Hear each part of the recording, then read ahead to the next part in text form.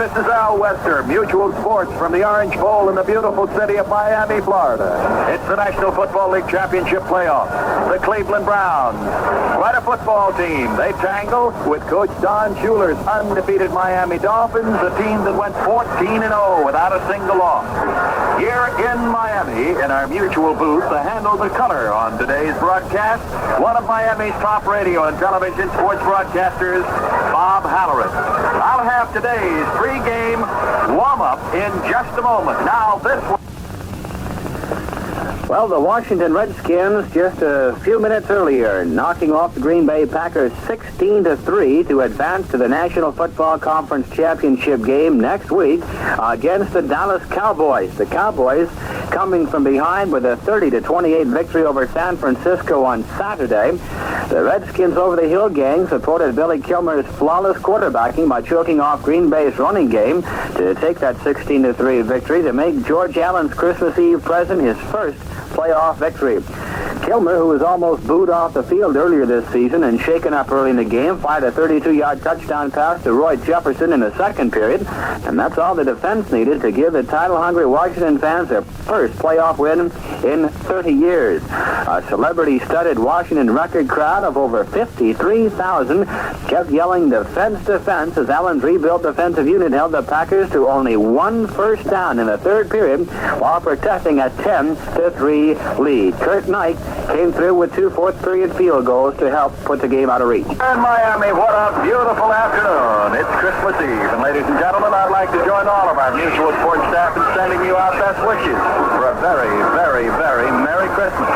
On Christmas Eve from Miami, it's 70 degrees here in the Orange Bowl. The wind out of the northeast at 3 miles an hour. The probability of showers, less than 20%, almost negligible. Now, here's my colleague on today's broadcast, Bob Holloran.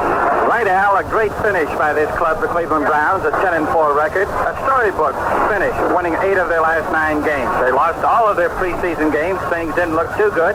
Then they went and lost 2 of their first 3. But then some shrewd player moves by their coach, Nick Skorich, and his staff. One, the acquisition of a former Dolphin, Bob DeMarco, to fill in at center. He came in after the 5th game. The team was 2-3. Then the Browns went on and they won 6 straight. Some big factors this year for the Browns, the emergence of Mike Phipps as a complete pro quarterback. The improvement of the running game, a fine job being done at safety by the rookie Tom Darden of Michigan. And the comeback, so to speak, of kicker Don Cockroft, 22 of 27 for the best percentage in field goal kicking in the conference and a fine punting average of 43.2 yards. Coach Nick Skorich said before the game, the Browns' #1 job this afternoon will be to stop the running game of the all-powerful Miami Dolphins. That is the key, he says, and no team has been able to accomplish that as of yet. For the Dolphins, there isn't much more you can say about this team than in its head coach that already hasn't been said. The Dolphins have done it all. A history-making season as they became the first team in NFL history to ever post 14 victories without a defeat. Add to that an all-time rushing record of 2,951 yards. They'll be led this afternoon by their starting quarterback, the old veteran Earl Morrall, 17 seasons in the NFL. He filled in the final 10 games when starter Bob Greasy was injured. The Dolphins will feature the 3-man running attack of Larry Zonka, Mercury Mars, and Jim Kidd. Miami is a team that doesn't make mistakes. They force the opposition into making those mistakes. And Al, as we saw yesterday, anything can happen and usually does in the playoff situation. All right, Bob Holloran, we'll be talking to the coaches and some of the players about today's game, and we will continue with the playoff warm-up in just a moment. Well, we're talking about veteran center Bob DeMarco of the Browns, and DeMarco says he wasn't too surprised when the team and quarterback Mike Phipps went 0 for 6 during the preseason games this year. Well, you know, exhibition season doesn't mean that much. I remember the Giants when they had the great teams. A lot of times they went 0-5 and 1-5, so you really couldn't tell. But I think it was kind of a thing where it was an adjustment. They had some new guys in the offensive line. Some guys were banged up a little bit, and Mike was still trying to gain his confidence. So it was kind of a thing when, after I started playing ball, the offensive line started to gel, not because particularly I was in there, but Bob McKay came back and Damari went to right guard, and Mike started gaining more confidence, and of course he's come on real strong, and he's done a heck of a job. Center Bob DeMarco of the Cleveland Browns, and that certainly was a turnaround after losing all 6 preseason games. Cleveland came through with a 10-4 record in the Central Division to finish a game behind Pittsburgh and make it as the wild card team in the American Football Conference. So they're in the playoffs, and they'll go against the Miami Dolphins. Now through tape recording, let's have a talk with Miami Dolphin head coach Don Shula. Coach, I know one thing that you've been saying for the past few weeks is that you wanted most of all to get your team physically ready for the playoff games. You've had a couple of weeks to play a lot of other people. Are you physically right at the point where you want to be for this ball game this afternoon? We're in pretty good shape considering we've just finished a 14-game season and 6 preseasons on top of that. We have a couple of people with ankle problems. Mike Colon didn't play at all last week, and he's practiced this week and should be ready to go. Mercury, of course, hurt his ankle or re-injured his ankle in the ball game against the Colts, but he's worked limited in practice, and I hope that he's ready to go by game time so that I can spot him in the ball game and try to get maximum use out of him. Jim Kick has worked all week long, and Jim will start the ball game, so I feel pretty good about that running back situation. But overall, physically, we're in pretty good shape. Bob Kuchenberg is a question mark because he came up with a bad back late in the week in practice, and on something like that, you really don't know what's going to develop until game time. You have decided to move Jim Delgado back to the taxi squad. Obviously, you must feel that Bob Greasy off of last week and another week's work is ready to play if you need him. I was happy with Bob's performance in the ball game last week. He came in the fourth quarter and ran our football team like he never left. He just did an exceptional job, and so this gives me confidence in the event that we need Bob and something happens in a ball game, or if Earl should get injured, that Bob is ready to play. What perhaps at this time concerns you most about Cleveland? Well, of course, Cleveland through the years has always been a great football team. They started out slow this year, but they finally got it going after about their 5th ball game and then won quite a few in a row. Phipps has developed as a quarterback, and of course the thing that concerns you is their offensive weapons. Kelly and Scott at the running back positions, Morin at the tight end, Hooker and Pitts outside. These people are all capable of scoring from any place on the field. Thank you, Coach, and good luck to you this afternoon. Thank you. And we'll have more of our pregame activities in just a moment. Well, the statistical matchup as far as team rankings provide an interesting picture of what could happen in this playoff game. Miami led the American Football Conference in total offense and in rushing offense and was 8th in pass offense. Now, Cleveland defensively was 8th in the American Football Conference overall, but remember this, Miami was 1st overall in rushing, but Cleveland was 11th against the rush defensively and was 1st against the pass, which Miami was 8th in pass offense. Cleveland's total offense, 11th in the American Football Conference, 11th in rushing offense, and 10th in pass offense. Defensively, Miami was 1st in total defense, 1st in total defense against the rush, and 3rd against the pass. So that would prove to be, or at least would indicate, it might be a tough afternoon for the Cleveland Browns. But of course, we'll have to see about that. Cleveland is considered a solid underdog against Miami here this afternoon. I talked with the Browns coach, Nick Skorich, about that. Well, Nick, most of the Dolphin players we've had the opportunity to talk with this week, and especially Coach Don Shula, having great respect for you and your ball club. We find it a little bit surprising, and the players do, that you are a 2-touchdown underdog. What about your feelings on that part of it? Well, of course, the experts, Bob, have to know a lot more than we do. We always feel it's even. We're going into any ball game. We figure we're going in to win it, and we're not concerned too much about the spot. You have had to make so many defensive changes on several occasions. What about this ball game this afternoon? Are you now set with especially with your defensive alignment? The people who will be playing will be basically the same people you played with last week. Right. This group, of course, has been together fortunately for the last 3 or 4 weeks, so we're set with a group, and this group will go for us. Physically, I know that the Dolphins are in great shape. Are you just about all your people okay? Any questions or probables? No, I think that's all cleared up as of today, and everybody is 100%, and everybody's ready to go. We read a quote on the one of the wire services that said that your owner, Art Modell, said that he'd be happy to make it through the national anthem. I know that you, as coach, have a lot more confidence perhaps in that, although he may have been kidding a little bit.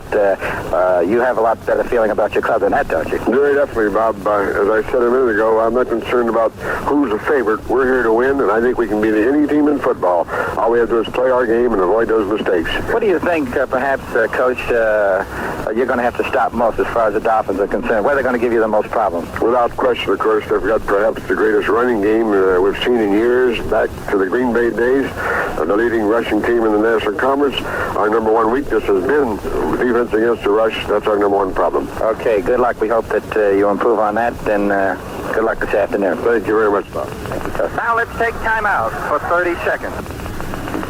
In the National Football Conference playoff game earlier, the Washington Redskins came through with a 16-3 victory over the Green Bay Packers, and it was kind of tough for the Redskins. A lot of people wondered about the momentum and wondered, because the Redskins lost their 2 regular season games, if they would have the momentum into the National Football Conference semifinal playoffs. Until before the game, Bill Kilmer, the Washington quarterback, had some thoughts about momentum. Listen, that word momentum is so used so badly, especially this time of year when a team loses.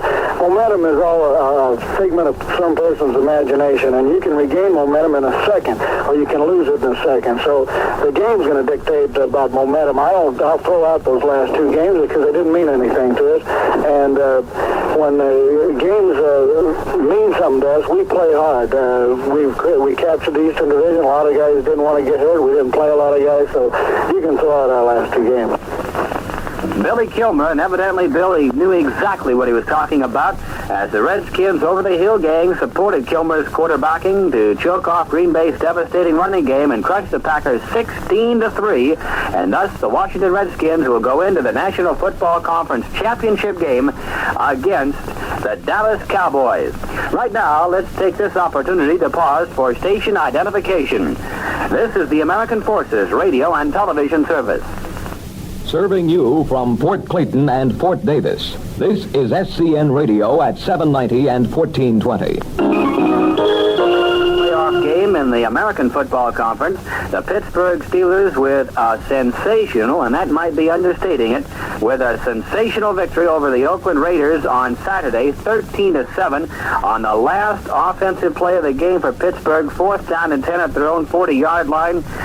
A pass from Terry Bradshaw that was deflected. Franco Harris picked it up, went in for the touchdown, and the fans at Pittsburgh went absolutely berserk, and it seemed to be fitting that scoreboard said Merry Christmas, because indeed it will be a Merry Christmas for the Pittsburgh Steelers, as they will be watching and listening to this football game very intently to see who they will play for the American Football Conference Championship next week in Pittsburgh, either the Cleveland Browns or the only team to have won 14 straight regular season games in regular play, the Miami Dolphins. Here in the Orange Bowl, ladies and gentlemen, the Cleveland Browns and the Miami Dolphins, they have flipped the coin. The Dolphins have come up the winner, and the Dolphins will receive the kickoff. And with the rundown on that Cleveland lineup, here's Bob Holloran. Bob? That defensive end for Cleveland, starting number 84, Bob Briggs, a 5-year veteran from Heidelberg. At the other end, number 81, Nick Roman from Ohio State. He's a 3-year veteran. The left tackle, number 72, Jerry Church from Oklahoma State, 3-year veteran. And the big guy in their defensive front four, number 71, Walter Johnson, an 8-year veteran from California State in Los Angeles. The middle linebacker will be number 51, Dale Lindsey from Western Kentucky. He has been playing 8 years. At left linebacker, number 52, Billy Andrews, a 6-year veteran from Southeast Louisiana. And the right linebacker, number 59, Charlie Hall, a 2-year veteran from the University of Houston. The left cornerback, number 28, Ben Davis, a 5-year veteran from Defiance. Clarence Scott, number 22, will be the right cornerback. He's a 2-year veteran from Kansas State. The safety that left at free safety, Walt Sumner, number 29 from Florida State. He's a 4-year veteran. And a rookie from Michigan, Tom Darden, number 27. And that is the starting lineup for the Cleveland Browns. In just a couple of minutes, from now, the NFL kickoff right here on Mutual. You might be interested in some of the statistical matchups individually. For these two teams, Mike Phipps, the Cleveland quarterback, 144 completions and 305 attempts for a percentage of just over 47. He threw 6 yards short of 2,000 on the season, 13 touchdowns, but he had 16 passes intercepted. And remember that in view of the fact that the Miami Dolphins have the top pass defense, or they were third, I should say, in pass defense. Offensively for the Miami Dolphins, who will receive Paul Warfield, was split end, number 42, a 9-year veteran from State. The left tackle returning to start, Doug Toussaint, number 77 from Indiana. He's played 5 years. Bob Kuchenberg, who was a question mark, will start. Kuchenberg will start at left guard from Notre Dame. He's a 3-year veteran, wears number 67. Jim Langer, number 62 from South Dakota State, a 3-year veteran, will be at offensive center. The right guard will be the All-Pro, Larry Little, number 66, a 6-year veteran from Bethune-Cookman. And Norm Evans, a veteran, one of the original Miami Dolphins, number 73 from TCU, an 8-year veteran at right tackle. Marv Fleming, number 80, a 10-year veteran from Utah, will be the tight end. The running backs will be Larry Zonka, number 39, the big fullback who played at Syracuse. He's been in this league 5 years.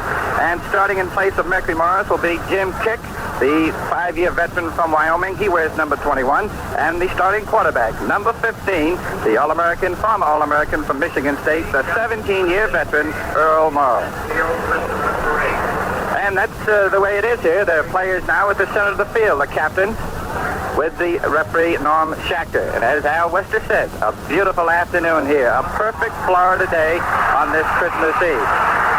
Right now, we're getting all set for the kickoff. Getting back to the individual matchups, statistically speaking, as we mentioned, Mike Phipps, 144 completions in 305 attempts, a 47% completion average, 13 touchdowns, but 16 interceptions. Earl Morrill of Miami, 83 completions in 150 attempts, a 55 percentage for 1,360 yards, 11 touchdowns, and 7 interceptions. In rushing, Leroy Kelly with 811 yards, a 3.6 average, and 4 touchdowns. Bo Scott, the other Cleveland running back, 123 attempts, 571 yards, and a 4.6 average. Larry Zonka, 213 attempts for 1,117 yards and a 5.2 average, 6 touchdowns.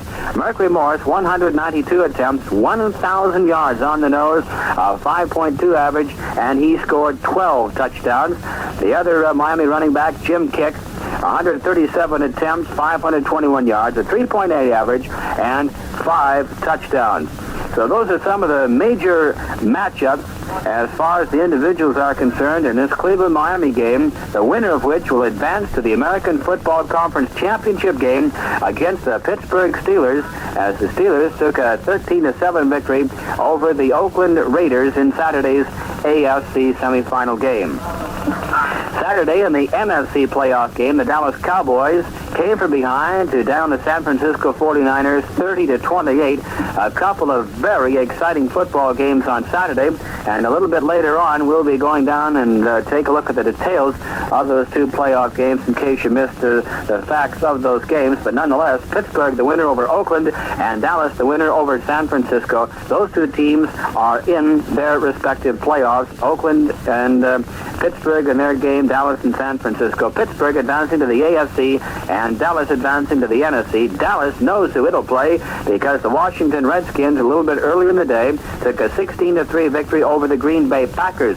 Green Bay off to a 3-0 lead in that game on a 17-yard field goal by Chester Markholm, and then Bill Kilmer hooked up with Roy Jefferson for a 32-yard touchdown pass to make it 7-3.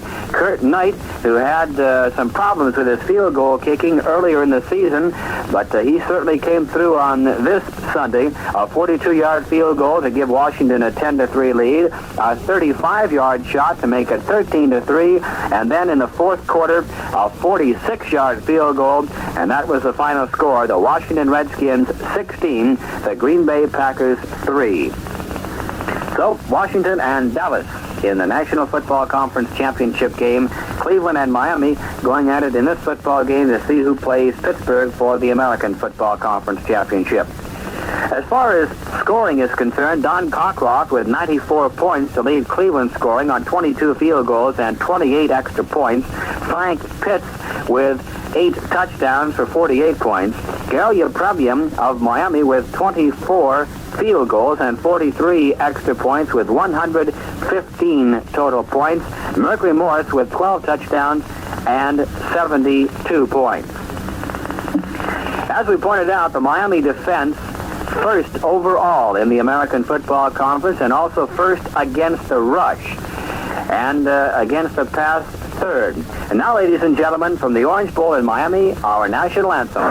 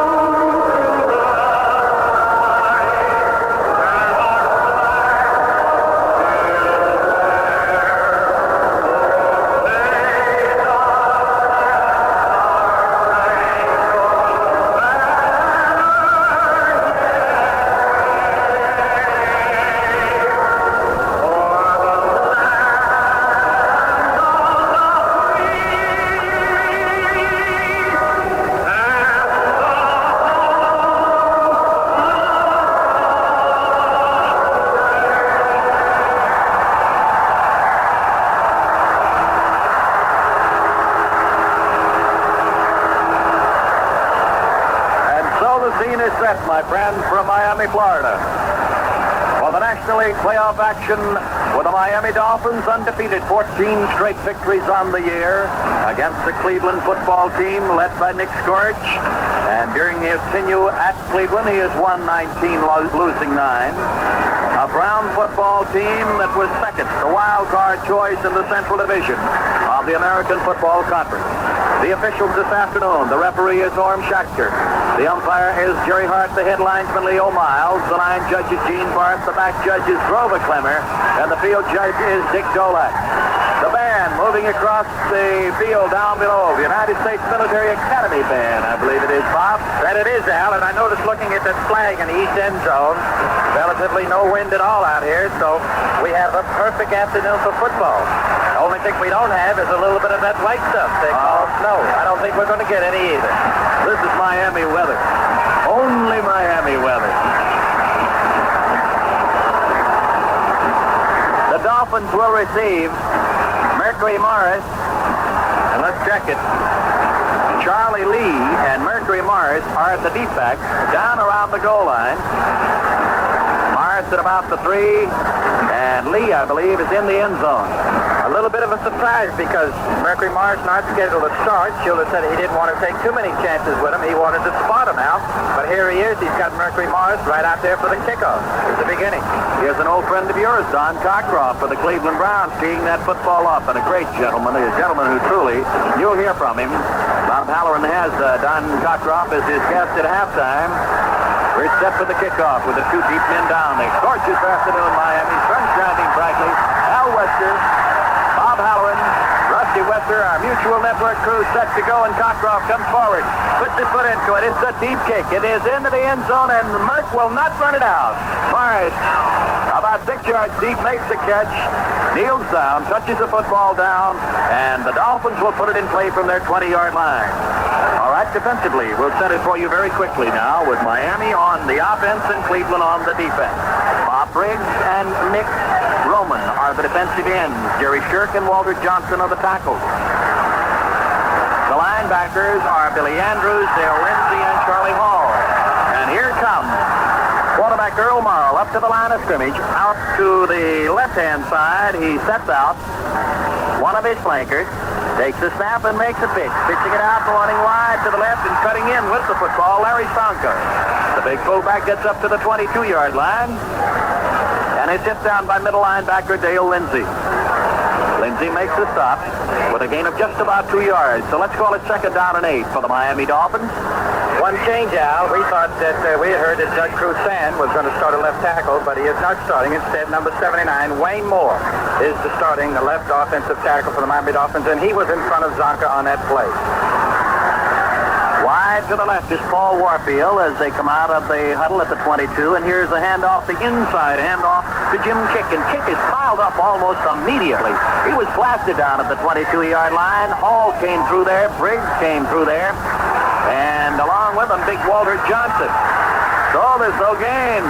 The Miami running game stopped on 2 plays. It'll be 3rd down and 8. The Dolphins have the ball at their own 22-yard line. The kickoff, just seconds ago. We are just over a minute into the first quarter of play. Well, Billy Kilmer and the Washington Redskins will be playing in that other playoff game next week. 3rd down coming up. Both flankers are wide. Back goes Earl Morrow. The old pro sets the throw. Can't find anybody. Elects to run. Knocked down at the 20-yard line. Blasted down there. Hit by defensive right tackle Jerry Shirk. Now, great coverage by the Browns. The Dolphins took out the tight end, Marv Fleming. They put in Otto Stroh, and they had the 3 wide receivers because of the sure passing down. But great coverage by that secondary of the Browns, and he had to eat that football.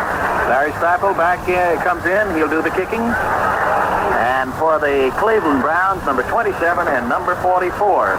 They are the deep men, Tom Darden and Leroy Kelly. And here's the kick. Staffel gets it away. It hits at the 42.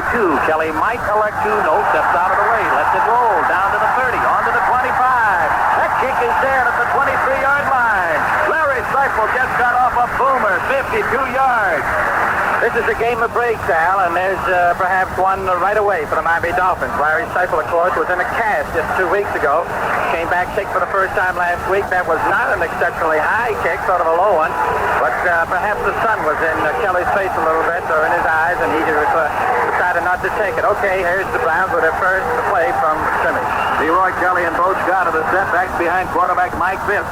The wide receivers are Fair Hooker to the left and Frank Pitts out to the right, and here's the snap and back to throw. Here's the quarterback, and Pitts rifles it out there. The ball is fumbled and then intercepted. It is picked up by Doug Swift. Swift has the football. Miami gets the ball at the Cleveland 40-yard line. There's a break.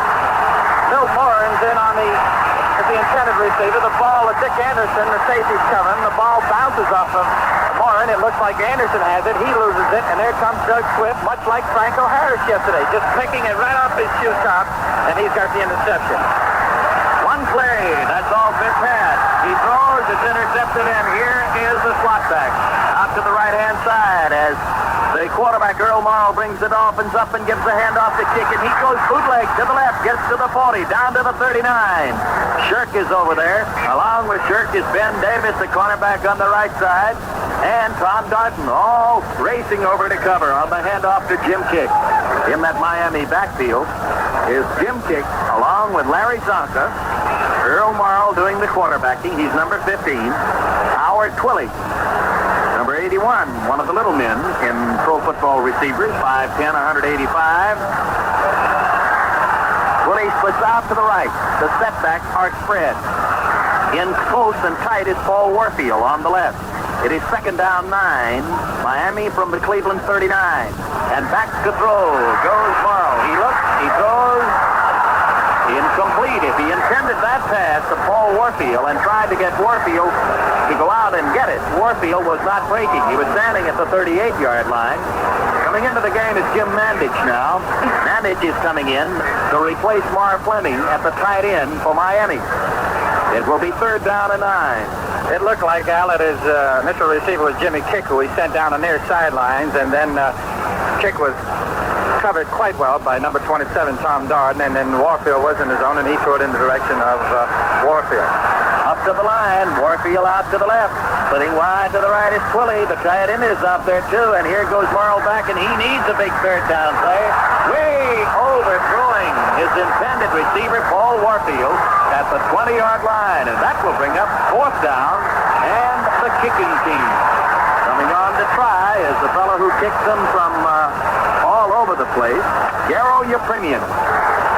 And he's had a great year. Yepremian 115 points on the year, Al, and he has made one from 54 yards his longest, and he's had a pretty good percentage all around. Earl Morrow will do the holding. The ball will be touched down at the 46. The snap, the ball is down, and the kick is on the way. It is so good. It is off to the right. A 46-yard field goal attempt is off to the right. So, with the score, Miami nothing, Cleveland nothing. There's a timeout on the field. The team statistics and some of the individual statistics are in from that Washington-Green Bay game in which the Redskins took a 16-3 victory over Green Bay, and it's rather indicative of just what happened. Although the first downs were close, Washington with 13, Green Bay with 10. The Green Bay Packers picked up only 78 yards rushing in that ball game. John Brockington, 9 carries. I should say he had 9 yards and 13 carries. And MacArthur Lane in 14 carries had 56 yards. And that was just about it. Only 78 yards rushing for the Packers. The Redskins, led by Larry Brown with 25 carries for 101 yards, wound up with 148 yards rushing. The Packers with 133 yards passing, 94 yards passing for the Redskins. The Packers with 12 out of 24 attempts, 1 interception. The Redskins, 7 of 14, and 94 yards passing. But the Green Bay rushing attack held to only 78 yards. American Forces Radio in the Canal Zone. This is SCN, 790 and 1420. The Canal Zone chapter of the American Red Cross is appealing for clothing in good condition, canned or dried foods, particularly canned milk and juices, and blankets for the disaster victims in Nicaragua. The Red Cross office on the Pacific side, next to the Auto License Bureau, will be open until 8 p.m. today to receive items. Over on the Atlantic side, Red Cross workers will be at the Cristobal Women's Club until 8 o'clock today to receive those items.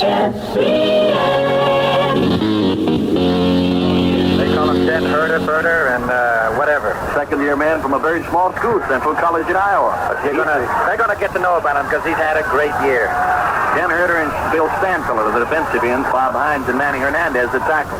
All right, strong formation to the right now as Phipps barks out the signals with a second down and 8 from his own 22. Bluffs up the middle, back to throw, throws a little flare pass out, grabbed off by Postcott, got it at 25, fights his way to the 26, down at the 26-yard line. Getting up off the bottom is Dick Anderson. Anderson moving over as a safety and making the stop.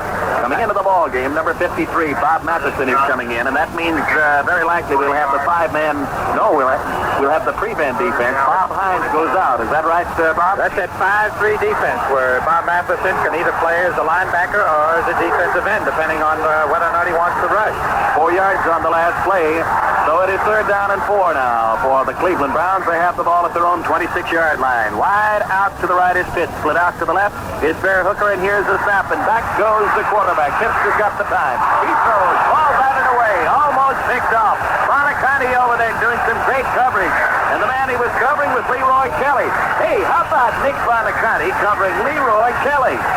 Well, I tell you, it's been a great year for Nick. He's done an exceptional job. He led the team in tackles this year as he has done the last 2 years. An 11-year veteran from Notre Dame. The Browns sent 4 receivers down into that Dolphins zone, and there was great coverage. Don Cockcroft, one of the few men that does double duty, plays kick and punt, running from the 11-yard line. Jake Scott is the lone safety for Miami at about the 35. All right, Rush is on. Ball is lost. Great block there. And it is covered.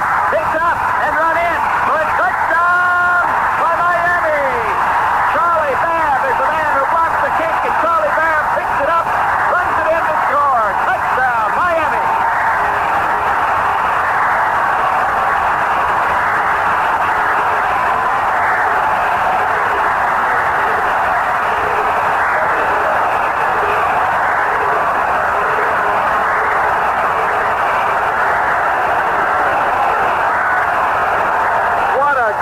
Touchdown put on there. Charlie Babb, a member of the special teams, got the touchdown, and here's your Premier now with the point after. All right, your Premier to try the point after, and the man holding is Earl Morrow. Here's the snap, and here is the kick, and it is good. So there's a timeout here at the Orange Bowl with a score: Miami 7, Cleveland nothing. Now this word. You know, there are so many words and there's a lot of various terminology in pro football, and I think one word that is not being used too much anymore, and that is the suicide squad and kickoff teams and so forth like this, because now it is called the specialty team, and I think that is a reason why right there, that block punt, there's an awful lot of pride these days that goes into those specialty teams, and in years past, if you were on a suicide squad, on a kickoff team, or on those punt return teams, well, that was just tough luck, but nowadays, there is a great deal of pride involved in those specialty teams, and a block punt has just turned a Miami touchdown on the scoreboard, and the Miami Dolphins, who have won 14 straight regular season football games to become the first team in the National Football League to win 14 regular season games, off to a 7-0 lead over the Cleveland Browns in their American Football Conference semifinal playoff at the Orange Bowl. Everything has happened in a hurry to the Cleveland Browns. First, an interception on the first offensive thrust on the very first play, thrown by Mike Phipps. And here, the punter on a 4th down has his kick blocked. It's picked up by the man who blocked it, Charlie Babb, and he scores a touchdown. Miami will kick off. Carol Yepremian will do the booting. Ken Brown is back there deep along with Billy LaFleur. And here's the boot. It's the Sailor. LaFleur tries to scoop it up. The ball goes between his hands, back into the end zone, and back to cover it, Billy LaFleur. The end zone, it'll be brought out to the 20. Get a Sailor like that, Bob. Bob Bob Holloran, you know, you weren't sailing like that. It can do almost anything. It's hard to field. A funny type of kick out by you, Primate. I don't think he attempted to make it a swift kick because it went pretty high. I'd say about 10 or 15 feet in the air. But those swift kicks, that's one of the things. You get a crazy roll. That thing just went like an error on the shortstop. Third chance now for the Cleveland Browns. Out of the huddle they come. Frank Phipps is out wide to the right there. Hooker splits to the left. Now the setback move over. Kelly is strong to the left-hand side. Mike Phipps with a 1st and 10 at the 20 for the Browns, calling the signal. As the snap, hands it off, sends Bo Scott barreling over the left tackle. He's out to the 23-yard line, and he just may have made it to the 25. The right tackle of the Miami Dolphins, Bob Hines, was up to make the stop. Here's a big boy, number 72, Bob Hines. Defensive right tackle for the Miami Dolphins. Got a starting job in 71. Good pass rusher. He was great in the Super Bowl. 4-year veteran from the Pacific. Gain of 5 yards. Gain of 5 yards on the play. It'll be 2nd down and 5 at the 25. Both receivers split wide. I formation in the backfield. Phipps with a 2nd down 5 situation. Pitches it out. Leroy Kelly trying to sweep the end. Turns, gets inside to the 27. And he stopped at the 27-yard line. Actually, give credit on that sweep to the outside linebacker, Doug Swift, and the middle linebacker, Nick Bonacani. They came up real quick with great pursuit. They forced him inside, and there was Dick Anderson coming along to put the hit on him, and perhaps a little bit of no gain at all. 3rd down coming up in about 2 for the Cleveland Browns. They trail the Miami Dolphins. We're still in the first quarter, 8-12 remaining, 7-0 Dolphins. There, Hooker goes out of the ball game, and I have a feeling that they'll have both tight ends in there. Number 89, Milmoren is in, and Glass is in at the other side, so it is 3rd and 2, short yardage situation. 7-man line stacked there, hand off to Scott. Scott trying to run wide, and he is tripped and brought down as he tried to get outside wide. Mike Cullen, the right side linebacker, is responsible for the tackle. That's a great play, Al. Mike Cullen sat out last week with a bad ankle. He has his ankle taped up pretty heavily, but I thought a good call. But Cullen, with that great pursuit coming up from his outside linebacker, putting an ankle-low tackle on him. Jake Scott goes back to field the kick, and Don Cockcroft is in for his 2nd punt. 7 minutes, 21 seconds, the clock running. First period, the Orange Bowl, the Dolphins lead, the Cleveland Browns 7-0. And here's Cockcroft at the 15. Just gets the kick away. Almost blocked again. Scott holding his hand up, calling for the fair catch. Goes down on a knee. Makes it at the 15-yard line. And it is a good thing he held that hand up there, because trailing down there was number 52, Billy Andrews of the Browns. And if he hadn't called for the fair catch, I got a feeling that Jake Scott would probably be about 6 rows up in the end zone. Yeah, he's not a big guy, but he's perhaps one of the tougher guys on this team. He's kind of a reckless guy. He didn't run kicks back early in the year. They had Charlie Lee back there. But about perhaps thinking about the playoffs and the sure hands of the veteran Jake Scott, Coach Don Shula decided to go with Scott about perhaps with 3 games to go on the season. So with the score, Miami 7 and Cleveland nothing. There's a timeout on the field. The spectacular ending to Saturday's Pittsburgh-Oakland playoff game continues to stir controversy. The Steelers won it 13-7 on a wild 60-yard pass play with just 5 seconds left. Quarterback Terry Bradshaw fired a pass to John Fuqua on a 4th and 10 play, and the ball arrived at about the same time as Oakland defender Jack Tatum. The ball popped into the air and was picked off by Steeler running back Franco Harris, who carried it 42 yards for the touchdown. Now, according to NFL rules, the touchdown counts if the ball hit the open defender and then bounded to Harris, but not if it bounced off Harris's teammate Fuqua first. Referee Fred Swearingen went to the sidelines and contacted Art McNally, a league supervisor. It was first reported that Swearingen did not make his decision on the play until after consulting with McNally, who saw the play several times in instant replay. But Swearingen said later that he made his decision after conferring with the other officials, and that the only reason he talked to McNally in the press box was to inform him that the play was a touchdown. Time back in a hurry there. Larry Sonka taking a handoff from Earl Morrill, cracking out straight up the middle, comes from the 16-yard line out to the 20. So it'll be Miami 2nd down and 6 with the ball on their 20-yard line. Mercury Morris is in the football game now in the backfield there. He is in along with Larry Sonka, replacing Jim Kick. Here's the handoff over to Warfield on an end around, streaking around the right out to the 40-yard line. Oh, look at him go. Warfield finally pinned there by Charlie Hall, the left side linebacker at the 41-yard line. I got to have a feeling. I haven't seen Warfield on the end around, but it seems to me he was lined up in the slot there because he came from real just off the tackle, and perhaps a new play, but Miami has not used that end around in several games. That's 21 yards, first down for the Miami Dolphins at their own 41-yard line. Warfield is out to the left, Twilly out to the right, and here is the handoff to Kick as he comes back in and takes it right up the middle over the 42, out to about the 43-yard line. Getting up off the bottom there, number 52, Billy Andrews, the right side linebacker, responsible for the stop, and the officials are going to put it down at the 44-yard line. The original line of scrimmage was the 41. They're putting it just over the 44, so we've got to call it the 45. It'll be a gain of 4 yards, and it'll be second down and 6 for Miami. We have 5:24 with the clock running here in the first quarter. Miami leads Cleveland 7-0. Back to throw. Maul over the middle. Complete. Beautiful play. Turn in by Howard Twilly at the 45-yard line of the Cleveland Browns. Twilly has the first down for Miami at the Miami 44. No question about it. Earl Morrow right on target there. Perhaps a little bit high, but Twilly perhaps with the surest hands. Not the most speed, not the greatest moves of the Dolphin receivers, but without question the surest hands. Yes, the great receivers. Slot back out to the left-hand side with the first down Miami at the Cleveland 44. In the slot is Warfield. Here's the handoff, and Sanka is snowed under. Back at the 46-yard line. Jerry Shirk gets up.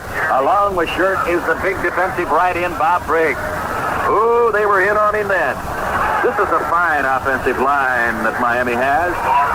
Fellows like, well, Wayne Moore, Doug Cruson at that tackle, Al Jenkins, Bob Kuchenberg, and one of the guys, Jim Langer. I might add Larry Little, Norm Evans, fine interior line. Mercury Morris back in the ball game, in the backfield, I formation. It is second down now and about 11 with the ball at the 45-yard line of the Cleveland Browns. And here's a pitch back to Merck, and Merck spins around the corner to the 45, to the 40, out of bounds at about the 37-yard line. I'll give part of the credit on that to Big Larry Zonka leading the way. He put a great block on the defensive end, number 81, Nick Roman. And that gave Mercury just that little bit of running room he needs with that great speed he has. Zonk knocked 81 down, Nick Roman, and Merck was off and running. Jim Mandich now checking in for Mark Fleming. I guess the Dolphins perhaps now there's a little mix-up in the huddle. And out comes Howard Twilly, so they'll be going with two tight ends here as they have a third down and about 3. Third and 3, Miami with the ball at the Cleveland 37, and the Browns have had a rough afternoon of it. The handoff is to Sanka. Sanka with his head down over the 35. He got to the 34. It's going to be close. They may pull the 6, but in the glasses would say it is the first down for Miami. I'll go along with you. Larry started on that play to run to the left side behind his blocking, and for a big guy, had some good moves, and we saw one there because he stopped and saw an opening. He has the first down. As you said, by about half the ball. That's the third first down. The Miami Dolphins have come up with in the ball game. They lead 7-0. A block punt, the run back in for the touchdown, and the Dolphins were on the scoreboard. The only undefeated team in many, many years. This Miami team, 14-0 on the season. They have the ball over the 34, call it the 33-yard line of the Cleveland Browns with a first down. Earl Morrow, the veteran of 17 years quarterbacking, back to throw. Morrow's got plenty of time. He is really hit as he releases the ball, and it is knocked down at the goal line intended for Paul Warfield. The man who knocked it away there looked like Tom Darden. And it was Al, number 27. Actually, Darden's a little upset with himself because just at the moment that Earl Morrow let go of the ball, he really had a shot put on him by about 2 or 3 of those Cleveland front 4 people. And the ball was sort of hung up in the air right in front of the goal post, right at about the goal line. The receiver had no chance to get it. Darden went up, Davis went up, and they both actually collided. And that was a result of Darden not making the interception, which upset him so, and rightly so. Marv Fleming comes out of the game. Jim Mandich back in there at the tight end. Here's Warfield out wide to the left. Willie is out to the right. The setback to spread. Mercury Morris along with Larry Sanka. Morrow handing off to Zonka cracking the left side, cannot get the running room he needs, and Dale Lindsay moves over there to make the stop along with Bob Briggs. Got back to the line of scrimmage, might have picked up a yard, no more than that. Here now is Otto Stowe going into the game for the first time that I've seen this afternoon. He'll go in and as one of the receivers, so they will probably be using the slot back. Zonka comes out. Jim Kick has gone in. Jim Mandich goes out, and Mark Fleming is in there. Now let's check it. As Miami with a 3rd and 9 breaks out. They are going with the slot to the right. Warfield is in the slot to the right. And here is Earl Morrow back at the 40, looking and throwing to the sideline. Incomplete. Oh, Twilly had his hands on it. Nope, out of the backfield. That was Jim Kick who had his hands on the ball at the 25-yard line and couldn't hold on. A twisting attempt to make a catch that was almost impossible. That's one of those things. He's running to the far sidelines, and he's looking over his right shoulder, and then the ball comes over his left shoulder, and he's got to make a quick turn. Perhaps one of the most difficult passes to catch for any receiver. An attempted field goal coming up. Garo Euphemian. 24 field goals on the year, the longest from 54 yards out. Earl Morrow will place the ball, spotted at the 40-yard line, so it is not a long one. Here's the snap. The ball is down, and the boot is on the way, and this one is good. It is good. It is good. There's a flag down there on the field, however. It was against Cleveland. I think the left defensive end, Nick Roman, just sort of beat the snap of the ball and just got his headgear over. So the field goal goes from 40 yards by Gary Euphemian. He's now 1 for 2, earlier missing one from 46 yards. I want to take a moment here now to talk with our football fans across the country and around the world and mention this. Mutual brings you the Sugar Bowl Football Classic on New Year's Eve night. That's December 31st at 8:45 Eastern Standard Time. It's going to be a great game with Oklahoma battling Penn State. Chuck Fairbanks' great team, the Sooners, against Joe Paterno's Penn State Ball Club. It'll be the biggest New Year's Eve party in America. It's another Mutual Radio Network exclusive, the Sugar Bowl Football Classic. New Year's Eve night, December 31st. Here's the kickoff. Miami Boots. It is down deep. Waiting on the ball and taking it at the 10, the 15, the 20, and wrapped down at the 25-yard line. Oh, what a lick. Billy LaFleur running the ball back was really blasted down at the 25. And he was blasted down by that man that they named the defense after, Bob Matheson, number 53. He just collared him right around the neck and just took his feet right from under him. So it's the Browns ball at about 6:25. And they trail the Miami Dolphins 10-0 here late in the first quarter. Phipps with a first down at the 25-yard line. Sets Kelly to the left. Bo Scott right behind him. Both receivers are split out.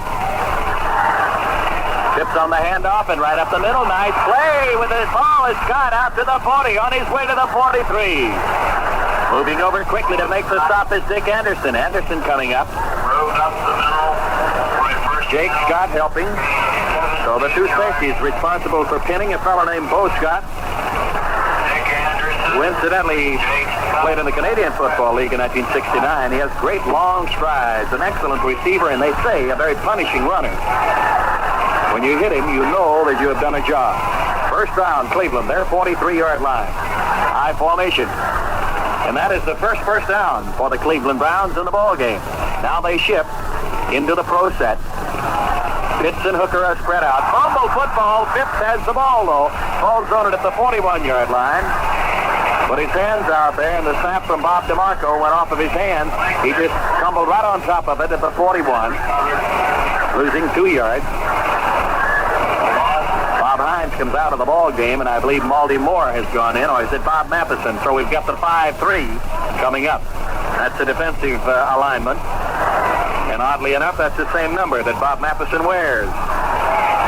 5-3, number 53, the 6-year veteran from Duke. Second down and 12. Cleveland at their own 41. The Browns trail by a score of 10-0. Here's the snap and the handoff, and right up the middle with the ball is Bo Scott, and he's got running room out to the midfield and down to the 45-yard line into Miami territory. A good call, Al, because Miami went to that 5-3, and I watched Bob Matheson. He faked his charge, he went back to defend, and actually got a hand in on the tackle. But a good call by the quarterback Phipps, finding a big hole in the left side of the Miami Dolphin defensive front four. 5 seconds, 4 seconds. They may not get another playoff before the end of the quarter. 1 second, the clock is run out. So that is the end of the first quarter here at the Orange Bowl with the score. The Miami Dolphins 10, the Cleveland Browns nothing.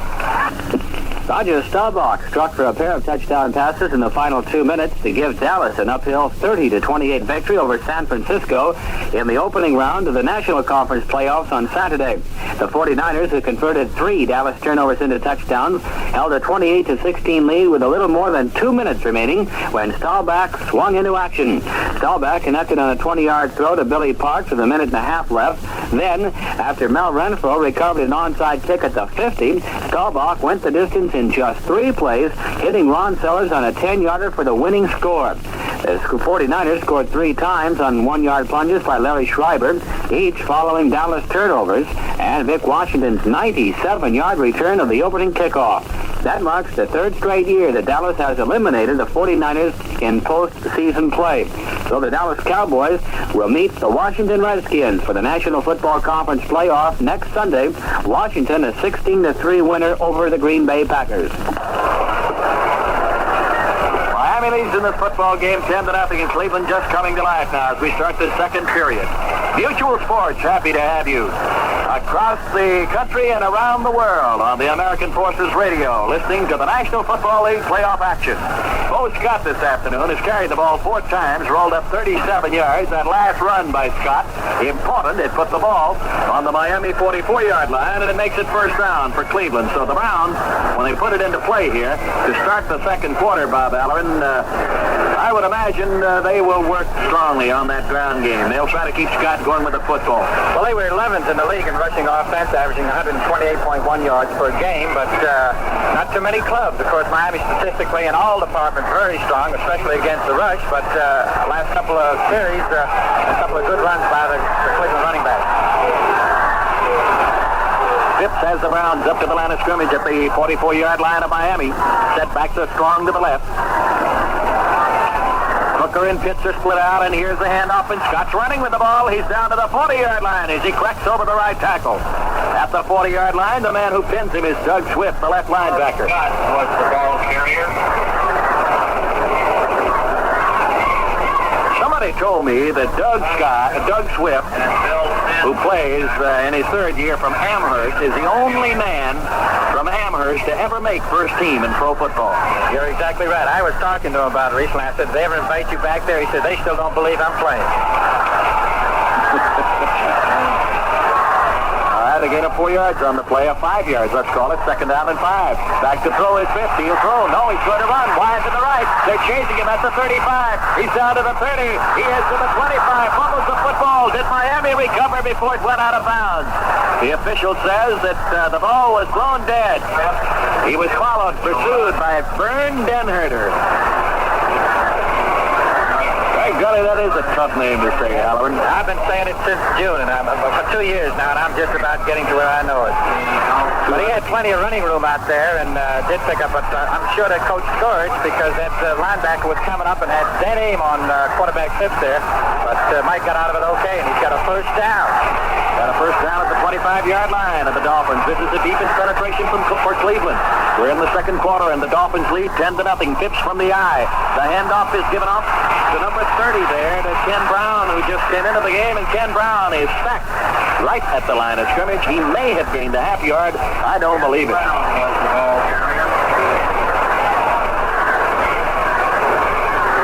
Half a yard gain on it. Let's give him a yard. Call it 2nd down and 9. The ball is over the 25.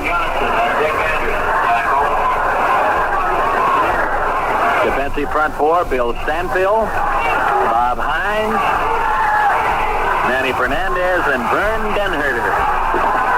Strong right with the setback behind Phipps, and here he goes with 2nd and 9. Back to throw. Looks, throws into the end zone. Off the fingertips of Frank Pitts. It's had the football on his fingertips. He had them beaten. He had found the crease, and he was going for broke. Jake Scott and Tim Foley were the two men trying to catch him, but he couldn't hold on to it. He's a big guy, Al. That Pips, he's got great speed.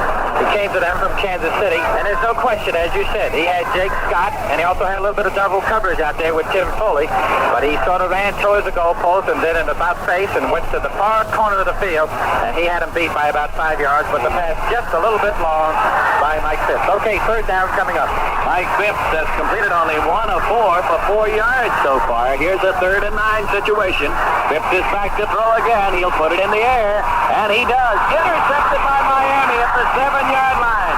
With the football is Curtis Johnson to the 25, the 30, the 35. He is knocked down at the 39-yard line.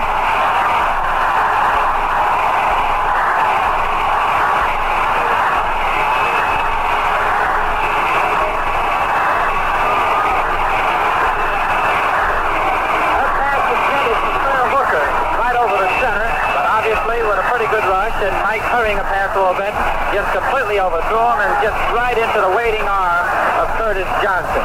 So we have another turnover, and as we said before the game, the Dolphins force you into mistakes, and that's another one against the Browns. Ball brings them up to the line of scrimmage. The Dolphins have the ball at their own 40 with a first down. They lead 10-0. High formation with Kick and Sonka straight up the middle with a handoff. He just flashed it right out there. Some great blocking in the middle of that line, and if Kuchenberg is hurt, brother, I don't want to see him when he's well. He just blasted that hole over there for Big Larry Zonka out to the 47-yard line. The Dolphins carry the ball.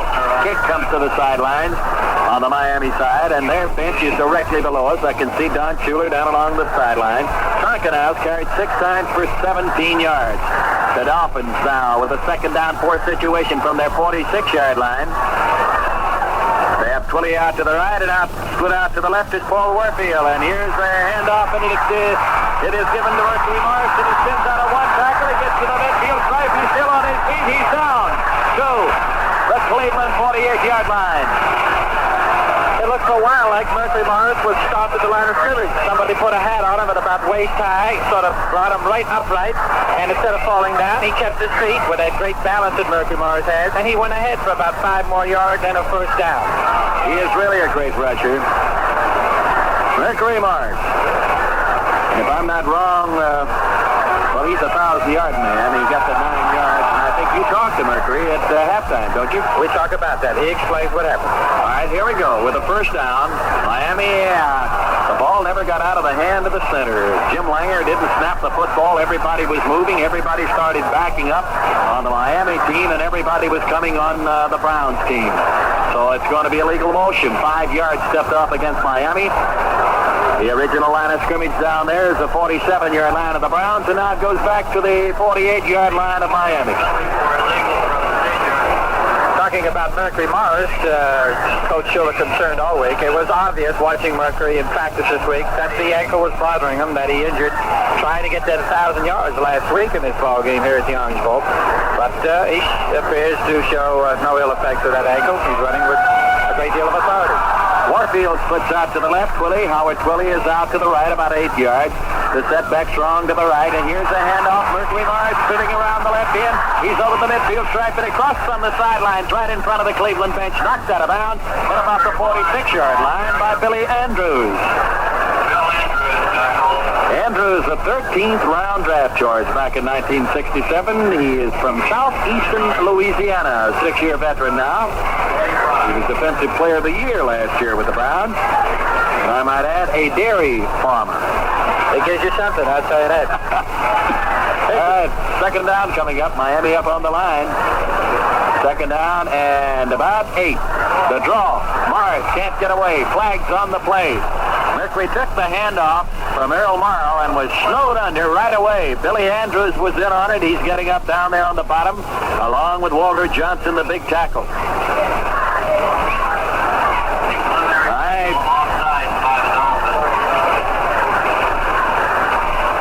I see the flags were dropped for apparently a call against the Dolphins. They're talking to the captain right now. Dale Lindsay is holding up his hand, looking to the Cleveland bench to Nick Skorich.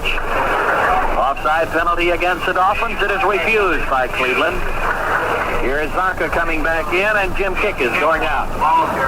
We interrupt the ball game for this special announcement. The Canal Zone chapter of the American Red Cross is appealing for clothing in good condition, canned or dried foods, particularly canned milk and juices, and blankets for the disaster victims in Nicaragua. The Red Cross office on the Pacific side, next to the Auto License Bureau, will be open until 8 p.m. today to receive items. Over on the Atlantic side, Red Cross workers will be at the Cristobal Women's Club until 8 o'clock today to receive those items. We now rejoin the Miami and Cleveland NFL football game. Stowe had come into the ball game and was split to the left with Warfield in the slot to the right with Howard Twilley. And boy, if that wasn't going for broke. Otto Stowe is at the 10-yard line fighting Ben Davis all the way. That was an example of perfect one-on-one coverage by Ben Davis on the Iowa State boy Otto Stowe. Okay, you're putting in now for a field goal attempt, Al. Field goal attempt. Earl Marl to hold. Gary Euphemian to kick. This will be touched down at the 47-yard line, 46-yard line. The kick is up. It's on the way, but is it long enough? It is wide. It's wide to the left. That might have fallen in there, Bob Holloran. Might have, had it been just a little over to the right. Well, actually, Al, he kicked that from about the 53, and that's almost a little bit out of his range, although he has made one from 54 yards. So with the score here at the Orange Bowl, the Miami Dolphins 10, the Cleveland Browns nothing. There's the timeout on the field now. So the Cleveland Browns will take over on the 20-yard line, and Mike Phipps, in his third year in the National Football League, will take over at quarterback. Phipps says that he's gained the experience necessary to do the job, and he says he has confidence. And part of that confidence is the ability to react under pressure. When you get to the playoffs, you have to feel it is where you want to go, and this is what you work for all season. So you have to feel a little more added pressure, but I think maybe that just makes you perform a little bit better. I really didn't think that the Browns would sacrifice a losing season for my development, so I knew that when I was playing, we had to win football games if I was going to develop at all. And of course, this year it's helped me a great deal because we have had a lot of success this year, and especially I think my progress has been better than I thought it would be. Cleveland Browns quarterback Mike Phipps, who has him in control at the 20-yard line. Cleveland has the ball at the 20-yard line with a first down coming up. Here's Phipps now with the long count. Mike Phipps doing the quarterbacking and handing it off to Bo Scott. And Scott cracking over the 20 out to the 23-yard line. Trying the right tackle. Finally hit down there by Doug Swift, the left side linebacker, and number 75, Manny Fernandez. There's a fellow who's signed as a free agent. Is not huge, but is extra quick. In fact, probably the top defensive lineman on the Dolphins, Manny Fernandez. Gain of 4 yards. We'll call it second down and 6. Cleveland with the ball at the 24-yard line. Phipps has his setback spread, Leroy Kelly and Bo Scott. Phipps is back to throw, looks and comes to the near sideline, way over the head of the intended receiver, Bear Hooker.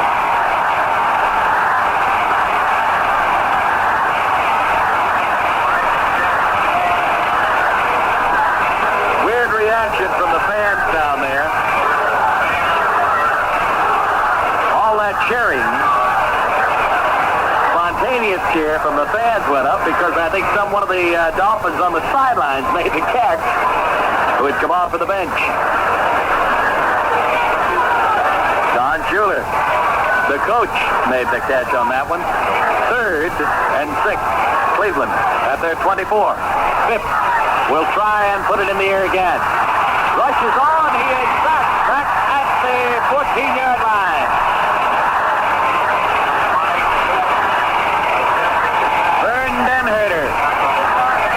Matheson. Stanfield, Vern Denherter, Bob Matheson in on the sacking. He had plenty of time to throw that thing. He just waited and waited. The Dolphins had great coverage out there, but you can't wait too long, and that's what happened. There's a loss of about 9 yards, and it will be 4th down and 15, and back into punt formation. Kokoff standing in the end zone. Scott of the Dolphins, along with Dick Anderson, waiting for the punt. Scott has it at the Dolphin 42, tries to come back, and is cut down almost immediately. Blasted down there by John Garlington. 42 yards on that punt. No return. The ball at the Miami 42-yard line. 8 minutes, 21 seconds remaining in the first half, and the Dolphins lead the Cleveland Browns 10 big points. So, with the score, Miami 10, Cleveland nothing. The Washington Redskins over-the-hill gang supported Billy Kilmer's quarterbacking by choking off Green Bay's devastating running game to the tune of just 78 yards to crush the Packers 16-3 and advance to the National Football Conference Championship game against the Dallas Cowboys, who defeated San Francisco 30-28 on Saturday. So devastating was that defense that the Packers were held to just 78 yards and 29 rushes. John Brockington gained just 9 yards and 13 carries, and MacArthur Lane was held to 56 yards in 14 carries. And the Redskins did it by using, throughout most of the game, 5 defensive linemen. As you probably know, the usual pro defense is 4-3, 4 defensive linemen, 3 linebackers, and then your secondary. But for the Washington Redskins against that highly regarded Green Bay rushing game, the Skins went with 5 defensive linemen, moving Manny Sistrunk into that defensive line, and as a result, just 78 yards rushing for the entire game for the Packers. Down on the playing field, Earl Morrow back in the pocket and puts one long. He throws long down the field for Paul Warfield at the 25-yard line of the Browns. He was followed all the way by Ben Davis, and the ball is out of bounds. He cannot play it in the playing field.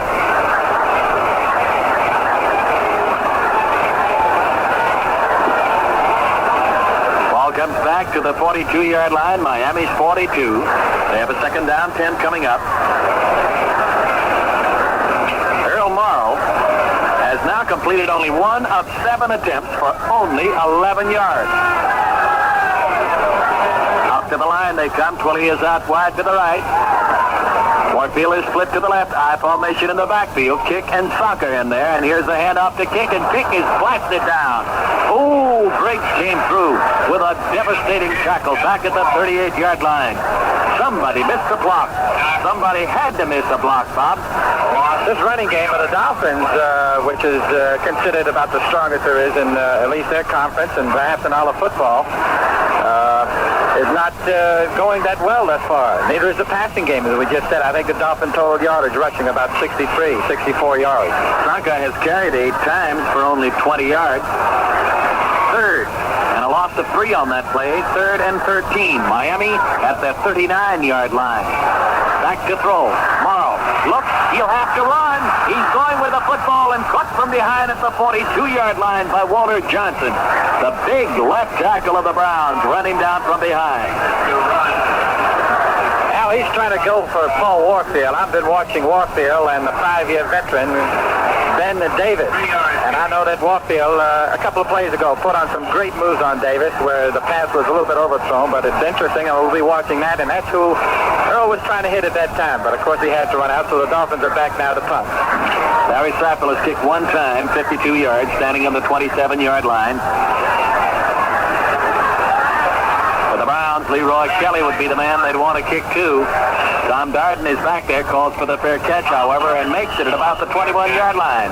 So the Browns will put it in play now. They take over at their own 21-yard line. 6 minutes and 46 seconds remaining here in the first half from the Orange Bowl in Miami. Al Wester, along with Bob Holloran, Rusty Wester, and our Mutual Network crew. There is a timeout down there on the field now with the score. The Miami Dolphins 10, the Cleveland Browns nothing. Some more statistics on that Washington-Green Bay game, won by the Redskins 16-3.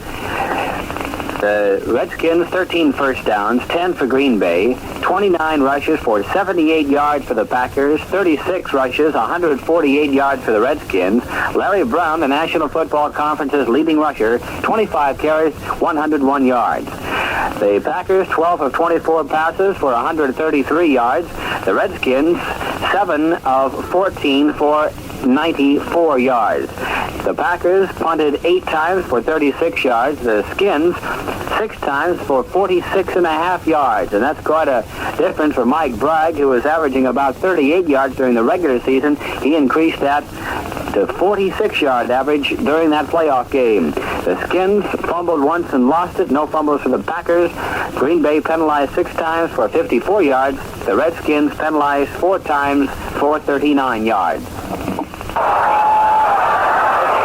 Cleveland has possession at their own 21-yard line. Phipps has him up to the line of scrimmage, and he's having a miserable afternoon of it. He just has not been able to get the ball in the air and get it completed. Now here's the handoff. Scott has the ball. He's hit down at the line of scrimmage as he tries the counter. Coming up to make the stop with Mike Colon. The linebacker on the right side. They call him Captain Crunch because he is that kind of tackler. And here comes old 5'3". Bob Matheson's coming in. And going out is Bob Hines, the right tackle of the Dolphins. So it'll be a 5-3 defense set up. Scott has carried 7 times for 45 yards, which is pretty good. That's the best running of the afternoon. Both receivers are split for Cleveland with a 2nd down and 10. Phipps has time to throw. He looks and rifles it. Got his man. Great catch at the 48-yard line. Oh, Leroy Kelly made a great catch there. Jumping up and down is Tim Foley because Foley says he had a piece of the football. Leroy Kelly for the first down. Well, we just talked about Mike Phipps not being able to put that ball where he wants it, but he did it right there. That was a great throw and a great catch, and you can't blame Foley too much because he was right on the man, right on Kelly. But Kelly is a seasoned player. He's been around a long time. He not only runs great, he catches great, and he showed it right there. So the Browns now, for the first time, are in some decent field position. 1st and 10 for the Browns to their own 49-yard line. As Barron Hooker split out wide to the left. Back to throw with Phipps going down the right side. 2 Pitts goes the football. Phipps. Mike Phipps firing that football to the 38-yard line, in and out of the hands of number 25, Frank Phipps, but we've got flags on the play. The initial indication is that there's a motion penalty against the Cleveland Browns. The flag thrown in the Cleveland Brown backfield just after the start of the play. The Dolphins will probably refuse, and they do. So it'll be 2nd down for the Browns, and they are at the 48, their own 48. And they trail in this game with 5:13 remaining in the half, 10-0. The Dolphins in front with a touchdown and a field goal. 2nd down coming up. Cleveland at the 49-yard line. Their own 49. Hooker comes wide to the left. Frank Phipps wide out to the right. The setback, Leroy Kelly and Bo Scott. Mike Phipps is under the center. Bob DeMarco over the ball. Big 2nd down play due. 4-man front. Looks like they may put a 3-man, 4-man rush on, and it is. Handing it off there to Kelly, and Kelly trying it, and the man who wrapped around him very quickly was middle linebacker Nick Bonaconti. Bonaconti at the last moment, the last second, made the jump from the right side to the left side, went right in the hole, and he was in there to meet the runner. The Dolphins are a club that do not blitz that much. I was talking to Mike Phipps. He says they do not blitz once in a while, but once in a while a linebacker like Bonaconti did will just shoot that gap, and he timed that perfect and made the big play. That's a 3-man front up there now. And again, Bonaconti is coming. Phipps is back to throw. Throws over the line. Caught and then dropped. Into the hands of Bo Scott. And knocked out of his hands by Bob Matheson. So the threat of the forward pass by the Cleveland Browns goes for the boards, and they have a 4th down. 4th and 10. On their own 49-yard line. Don Cockcroft to do the kicking. He has had 1 block that turned into a touchdown. Got off 1 for 54, another for 43. Jake Scott is down deep around the 10-yard line. Up in front of him is Dick Anderson. Snap is high. He's going to have to run with the football. He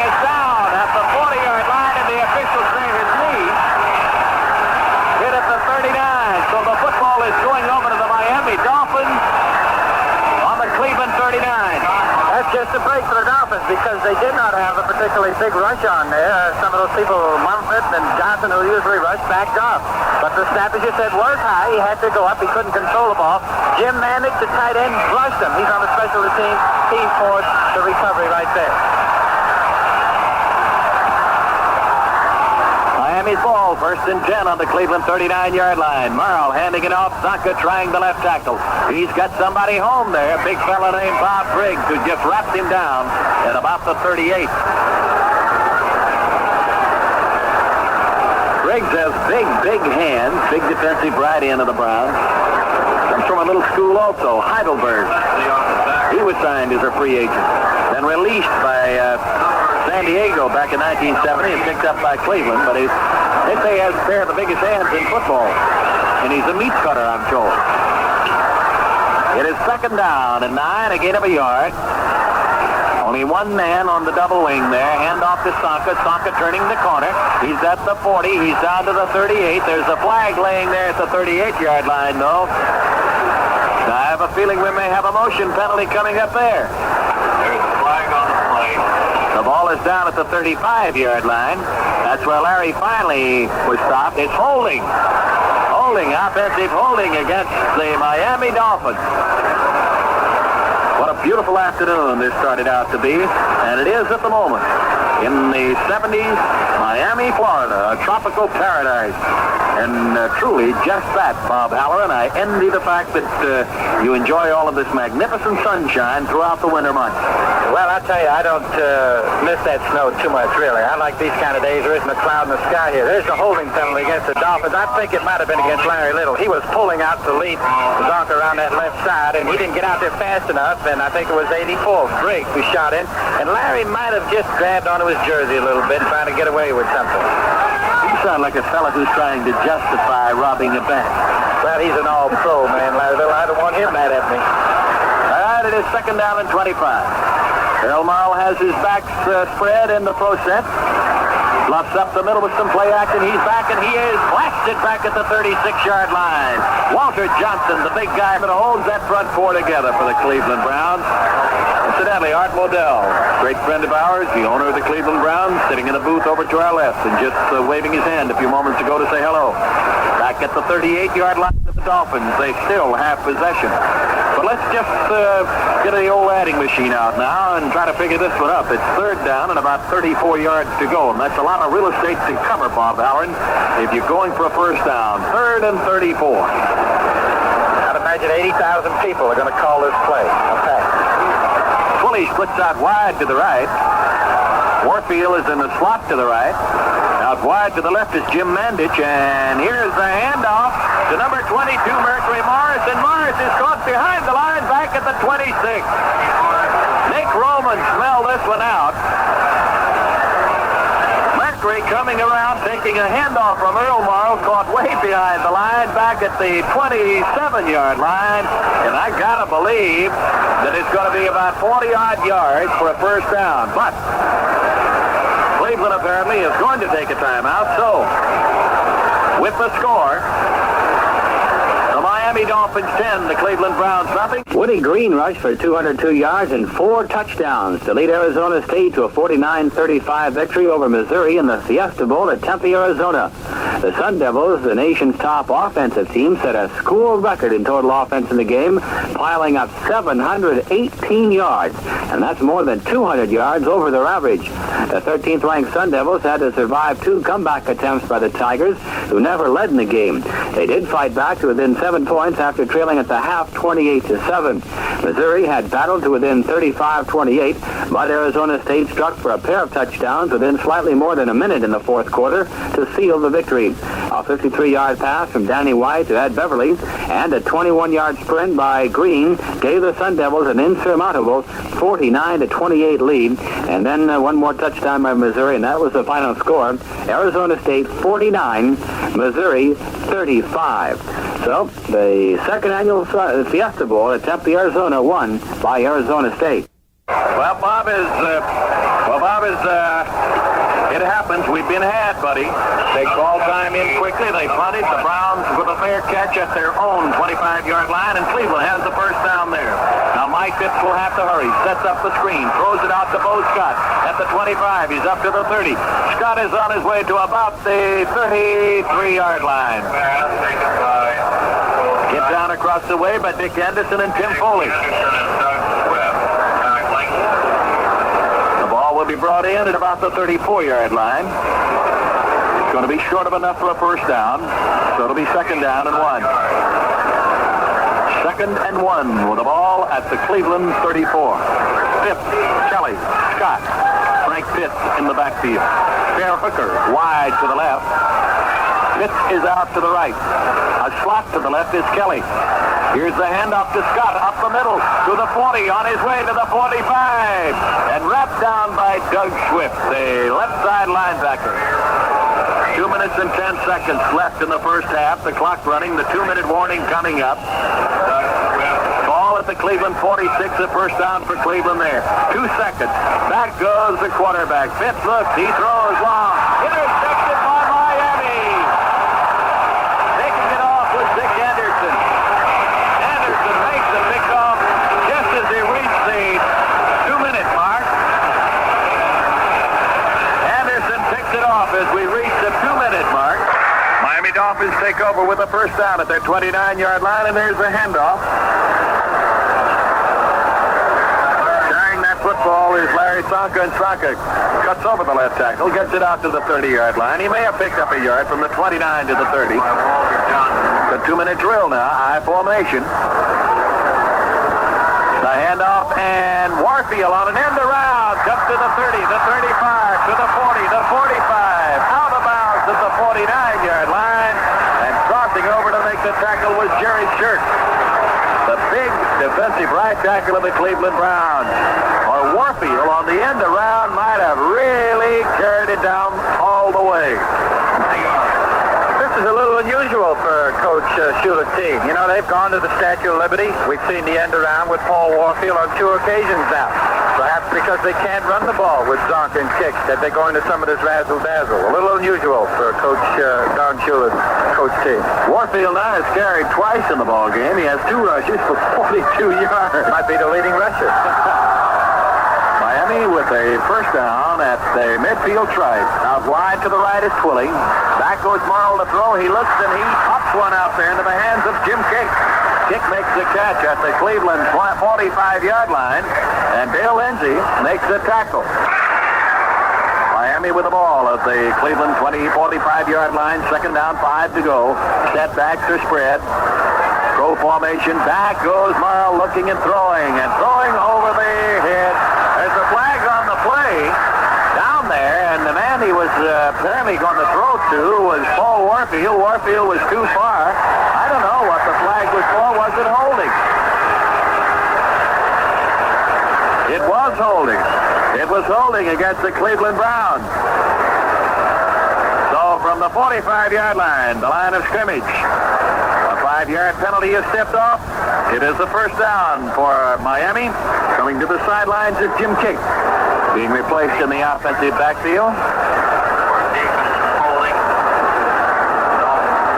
Mercury Morris, one of the 2. And this is the first time ever in the National Football League 2 men in the same backfield have acquired 1,000 yards. He and Larry Tsonka both have. Morris and Tsonka are in there. Mandich is in, and he's split out to the right. Here's the handoff to Mercury right up the middle to the 30-yard line. Still on his feet to the 28. And finally, he is ridden down at the 28-yard line by linebacker Charlie Hall. Now that's a delayed draw to the running back, Mercury Morris. He sort of just, the quarterback hesitates. Merck hesitates. The line does their blocking assignments, and you could see the hole forming from up here. All right, Miami now lines up with a first down at the 28-yard line of the Cleveland Browns. And here's a pitch out, and it's Morris taking it wide to the right, trying to turn the corner. Can't make the turn because Nick Roman is there, the big left end of the Browns. Is right around his ankles. He may have picked up a yard, and that is about all. A running play, so the clock continues to go. 48 seconds, 47, 46. Miami in a hurry now to get it off. Play action, a handoff. Beautiful handoff, and slanting off the right side. Morris to the 15. He's inside the 15.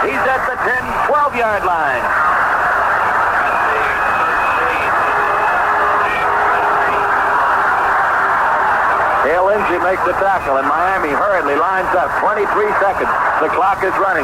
Back goes Morrill to throw. Throws to the sidelines. It is caught and out of bounds with the football down there. After making the catch, a great one was Howard Twilley. And more important, Al, that stops the clock because they were running into trouble. There's only 17 seconds. They started to play with about 26 seconds remaining. Had they not been able to stop the clock, they've run out of timeouts. But now they have it. And they also have the ball deep there at about the 8-yard line of the Cleveland Browns. So here go the Dolphins with an excellent opportunity to put some more points on this board before halftime. 17 seconds remaining. I don't believe they want Garrow putting his foot into the ball. Right now, Earl wants to get another touchdown up there. He'd like a 17-zip lead. And wide to the left goes Paul Warfield. Out to the right is Howard Twilley. The setbacks are wide, and Morrill is back to throw. He's going to run, and he was blasted at the 10-yard line. Morrill really got the scissors put on him there at the 10-yard line by Roman and by Jerry Shirk. Now, a timeout is called by Miami. They have possession at their 10-yard line. They lost it a couple of yards, so now they have a 3rd and 8 coming up. The Dolphins are going to take it, and coming to the sidelines, Earl Morrill will talk to Don Schuler. What Morrill was going there was, obviously, he looked right at Howard Twilley. Howard Twilley was just running a slant in, but he had good coverage. Number 22, Clarence Scott, the cornerback, was on him, and also dropping back for double coverage was the middle linebacker, Dale Lindsey. Earl saw that Howard was covered, that he could do nothing else but keep the ball. When you get that deep, your receivers are just about. I know Warfield, he looked at Warfield, but Warfield already run all the way through the end zone. And it was Twilley they were going to. They have done that before. They might go to Twilley, and in key situations like that earlier in the year, they went to Mandage because he's the tight end. He's got good hands, and Twilley has good hands. And when you're rifling that ball from that close in, you're usually throwing it with a lot behind it. And it takes a man with some good hands that can put it away and then hold on to it for the score. So as you said, while we have down to 12 seconds, it is 3rd down and 7. And the Dolphins threatening once again. That threat has got to become a reality, and very quickly now. Mercury Mars comes out, Jim Kick is in. The running backs are Kick and Sonka. Morrill hands up into the center, waiting for the snap. As the football backing straight up, 5-6 yards. Looks, he's going to try to run, but he's wrapped up by Nick Roman. They're blocking in the line there. They're blocking in the line, all right, but they're certainly not blocking, expecting Morrill to come back up there. Now, Yepinian comes in. 4 seconds, 3 seconds, against the clock. Garrow Boots, the kick is up. A flag is down. The ball is between the uprights as the clock runs out. But what does the official say now? That flag is at the 10-yard line. Morrill held and Yepinian kicked the football. But it is going to be a penalty stepped off, apparently against Miami, and Garrow may have to do it again. Well, the good thing is that he made it, because even if the penalty is against the Dolphins, they've got to take the penalty, and the time is out, so the clock doesn't start until he gets to kick it again. So he does get to kick it, so they accomplished what they were trying to do. But I guess when he kicked it, there was well, there goes the gun now. Now what's happened here, Al? There'll be no field goal. There'll be no field goal allowed, and no attempt at the field goal, because of the last play. This last play was responsible. The rush of the last play was responsible for the motion that created the penalty. So that's the end of the first half here at the Orange Bowl. With a score of the Miami Dolphins 10, the Cleveland Browns nothing. On that last play, the rule, of course, states that no half, that's the first half and the end of the game, may end on a penalty. But what that means, of course, is that a penalty against the offense, against the defense, and the offense has the opportunity and the option of taking that penalty and running the play again if it's against the defense. In this case, it was against the offense, and that's it. The half has come to an end. Washington Redskins and the Over-the-Hill gang came through with a 16-3 victory over the Green Bay Packers to advance to the National Football Conference Championship game next Sunday in Washington against the Dallas Cowboys, who defeated the San Francisco 49ers 30-28. And the Washington Redskins used a rather unusual defense against that highly regarded running attack of the Green Bay Packers. And as Washington Redskins coach George Allen explained it,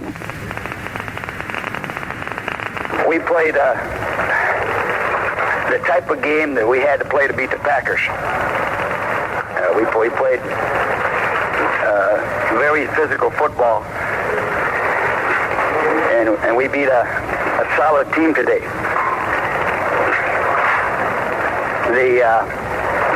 We used five defensive linemen, 5 rushmen.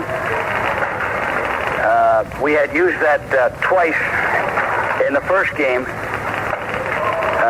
with not too much success. The first game against the Packers? Yes, and we call it our quarter defense. 5 defensive backs is our nickel defense, and five defensive linemen we call our quarter defense. And Manny Sistrunk did a fine job in that today. Washington Redskins coach George Allen, who has won his first playoff game as the head coach. Washington 16, Green Bay 3. The scoring in that Washington-Green Bay game, Chester Marcole kicked a 17-yard field goal to give Green Bay a 3-0 lead. And then Washington scored on a touchdown, a 32-yard pass from Billy Kilmer to Roy Jefferson. The kick by Kurt Knight was good. It was 7-3 Washington. And then Kurt Knight, who had a not too spectacular season as a field goal kicker, came through with 3 field goals, a 42-yard shot to make it 10-3 in the second period. That was a halftime score. Neither team on the scoreboard in the third period. But then, in the fourth quarter, a 35-yard field goal by Knight to make it 13-3, and then it was a 16-3 ball game as Knight hit on a 46-yarder. That was the final score. Washington 16, Green Bay 3, and that means that the Washington Redskins are in the National Football Conference Championship game next Sunday at Washington against the Dallas Cowboys, who defeated San Francisco Saturday 30-28. Mike Phipps brings him up to the line of scrimmage with a first down for Cleveland at their 19-yard line. Bo Scott and Leroy Kelly are the setbacks in the eye behind him, and it is Scott who takes the handoff, gets back to the 20-yard line, coming straight up the middle. Bill Stanfield, along with Manny Fernandez, are responsible for the tackle.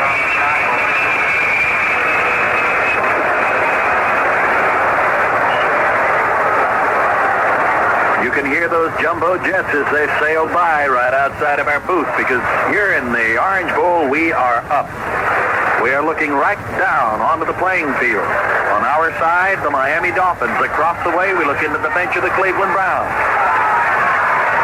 It is second down and 9. The ball at the Cleveland 20. The I formation again. Phipps checking, taking the snap. The guard pulls. He hands off. Kelly blasts right behind him, following Gene Hickerson out to the 25-yard line. And he is fouled up at the 25. Swift and Bolicati are responsible for the stop. Looked like he checked out there, Phipps. Manny Fernandez, the offensive front four, had a little different alignment. Manny Fernandez was nose on, Bob DeMarco the center. The other tackle was sort of a wide split. And he checked off and didn't make too much difference there. Got just a couple of yards. All right, here are the Browns now with a third down and 3 situation. They have the ball at their 26-yard line. Hooker and Pitts are split out. Long count, snap and handoff, and driving straight forward with the ball. Boschati stopped short. He didn't get it. I do not believe he did. They are marking about the 28-yard line, and he had to go to the 29 for a first down, so it will be 4th down for Cleveland as they fail to come up with the first down yardage. Don Cockcroft into the ball game. He'll do the kicking. Back deep, number 13, Jake Scott, All-American, All-AFC. Couldn't play in the Pro Bowl, though, because he broke his wrist last year. Dropping back to help him, short man, Dick Anderson. Cockcroft waiting for the ball at the 15, steps forward, has the time. End over end kick, called for by Anderson. He makes the catch. Fair catch at the 40. Miami has excellent field position. You see Jake Scott on that? Anderson was the short man. Jake Scott was a deep man. And Jake Scott, you know, as I said, he's a reckless guy. He just came barreling up there like he wanted to take that thing on the dead run and sort of almost bumped into Dick Anderson, who had called for the fair catch. So it's good field position as we're underway here early in the second half. Miami in front, 10-0. In the backfield, Mercury Morris with Larry Sonker are the setbacks. They're strong to the left. The quarterback is Earl Marl. He hands it off to Mercury Morris, and Morris coming up the middle gets over the 40, out to the 42, and on to the 43-yard line. Walter Johnson is down on the bottom. Bob Briggs is there. Two big linemen for the Cleveland football team. There's Briggs and Nick Roman at the end. Jerry Shirk and Walt Johnson at the tackles. The linebackers for Cleveland, Charlie Hall on the left, Dale Lindsay in the middle, and Billy Andrews on the right. Ben Davis and Clarence Scott are the corners, and the safeties are Walt Sumner and Tom Darden. There's a gain of 3 yards on the play. Call it 4. It'll be second down 6 for Miami from their own 44. And here's the big man himself, Larry Sonka, taking the handoff and blasting his way out to the 49-yard line before Dale Lindsay finally stops him short of the first down. It looks like Don Shula wants to give that Cleveland front four a test early here in the second half. We've seen a couple of plays. Mercury Morris up the middle. Now Larry Zonka to follow up the middle. They didn't make much yardage going that route the first half. Of course, it may be a different story. Guys do get tired. Steadily, the lights now are on here at the Orange Bowl as the field nearly covered now. 3rd and 2, short yardage. Both tight ends, Fleming and Mandich, are in there. They're in tight with the split in tight also. Here's the snap and the handoff, and cracking the right side. Sonka tries to get the yard and can't do it. He's stopped at the 49-yard line. Jerry Shirk gets up off the pile along with Johnson and Charlie Hall, the left side linebacker. 4th down. Miami can't get the 10 necessary in 3. They'll have to put it in the air. The ball just over their 48. Call it the 49. Larry Stiefel in to do the kicking. 52, 37, and 48. 3 kicks he's made so far. Leroy Kelly. And along with him, Tom Darden deep to receive. Darden is the man they're kicking towards. He has it at the 18. Back to the 20, the 25, the 30, the 35, the 40, the midfield stripe. He's down to the 45 of Miami and tripped up there. Great run back there. A great run back. And the man who caught him, 34 yards on the run back.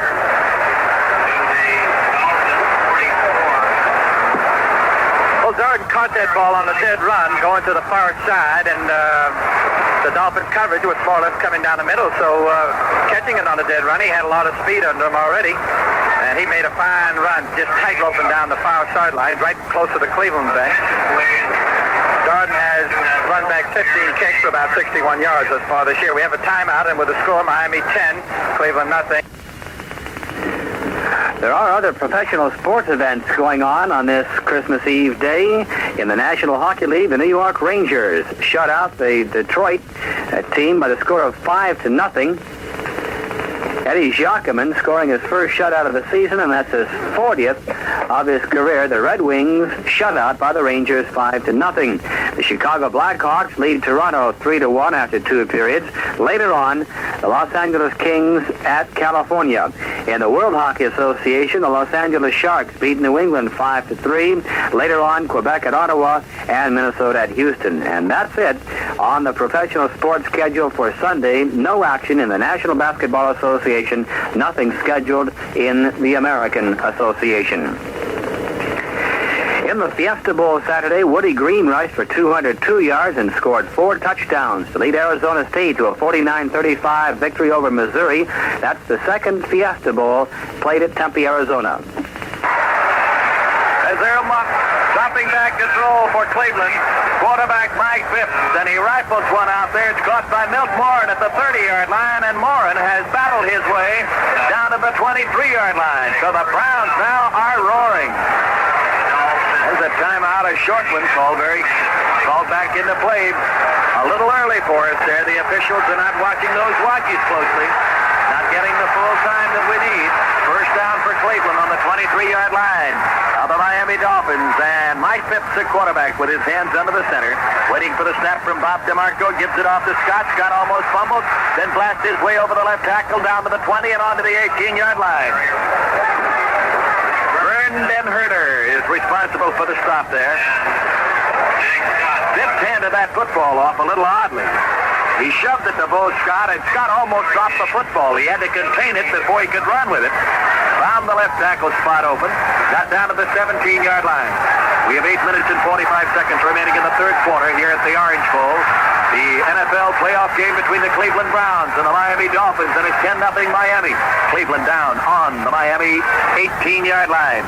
Waiting for the snap is the quarterback, Phipps. He has the ball. He's back to throw and goes to the sideline. Great catch. And out of bounds with the ball is Fair Hooker inside the 10-yard line. He's run out over there by Curtis Johnson. This is the first time in this ballgame that Phipps has really had that excellent field position, and he's taken it to his advantage. A good pass to Moore in the tight end for the first time going to the tight end, and a quick out pass to the sideline to Fair Hooker. And the Browns are threatening here as they trail 10-0. Cleveland breaks the huddle. Here they come with a first and goal at the 9-yard line. Hooker is out wide to the left. Frank Pitts is split to the right. Kelly and Scott are the setbacks, and Phipps with the long count. Mike has the football, gives it off to Scott. He pauses, hesitates, then goes into the hole and gets down to about the 6-yard line. Nick Monicani and Jake Scott, the safety and middle linebacker of Miami, are wrapped around him as they unpile. This looks like it's getting interesting. Actually, the first half a little bit on the dull side with Miami in front 10-0. But here are the Browns now early in the third quarter, and they're on the move very much so. It's about the 5.5-yard line of the Miami Dolphins. We'll see what that Dolphin defense can come up with here. Got 12th carry of the ball game. He has 68 yards so far. Second down, goal to goal. Cleveland at the 5-yard line. A 4-yard carry on the last one. Here's Phipps rolling out to the right. He's going to run with the ball. Cuts in at the goal. He's in. Touchdown. Mike Phipps rolling in to score. Phipps rolling around the right end. 5 yards. He was hit at the 3-yard line, but the big boy just bowled his way in there. Well, you got to give all the credit to that gutty quarterback, because that's what it was. Just solid out, total guts. He rolled out there, and he had 2 guys coming at him. Colin, Captain Crunch, who was a big hitter. He couldn't get to him. Dan Herter was the trailer. He tried to get him. He went down, and he couldn't get him. He probably got a hand on him, but by then it was too late. Phipps was in, and the Browns have a touchdown. The kick by Cockcroft. The boot is up, and it is good. It is good, and Cleveland is very definitely back now. The Browns are back in the football game with 7:38 on the clock. There's a timeout on the field now with a score. The Dolphins 10, the Cleveland Browns 7. Earlier in the day, the Washington Redskins beat the Green Bay Packers 16-3, and for a report on that game, here's ABC's Lou Boda. There was no miracle in Washington today. The Redskins simply overpowered a young and promising Green Bay club. The 16-3 Skins victory includes a 32-yard touchdown pass to Roy Jefferson from Billy Kilmer and 3 field goals by Kurt Knight. Washington coach George Allen had this reaction to the win. We played the type of game that we had to play to beat the Packers. Very physical football, and we beat a solid team today. We used 5 defensive linemen, 5 rushmen, and Manny Sistrunk did a fine job in that today, and he got one of the game balls. And I guess they felt that it was about time Coach Allen won a playoff game, so they felt sorry for me. That was Washington Redskins coach George Allen commenting on the Washington 16-3 victory over the Green Bay Packers. It'll be Washington and Dallas for the NFC Championship. Cleveland is back in this football game. They trail now 10-7 with 7:38 in the third quarter. And believe me, the very partial Miami fans here, very partial to their Dolphins, are a worried group. Don Cockcroft will kick off. Down deep is Mercury Mars, and he is going back into the end zone to make the catch. And he's doing it 6 yards deep. There will be no attempt at a run back. So the football will come out to the 20-yard line. Miami will have possession. And their passing game, which has not been really a thriving thing at all today, will be something Earl Morrow will try to pump up. Or will it be Bob Greasy? Now it's Morrow. Bob still got the jacket on, but Earl Morrow brings him up to the line of scrimmage. Miami's ball, first and 10, their own 20-yard line. Howard Twilley is split out to the right about 5 yards. Warfield is in tight on the left side, and here's the handoff. Backing up the middle is Jim Kick, and he's out over the 25. He's onto the 29-yard line. Ben Davis. The right cornerback finally stops him just shy of the 30. He is just a half-yard shy of a first and 10. 9.5 yards. Give a fellow named Jim Kick, the big guy from Wyoming. Kick and Sanka in the I formation as Morrow has him up there at the 29 and handing it off, and it is kicked once more, breaking the tackle, getting out to the 35 and on to the 36-yard line. Garden and Billy Andrews finally wrestle him down at the 37-yard line. Miami has the first down at their own 37. The ball directly on the hash mark. 6:40 remaining in the third quarter. The Dolphins lead the Cleveland Browns 10-7 as Cleveland has come back here to score just moments ago.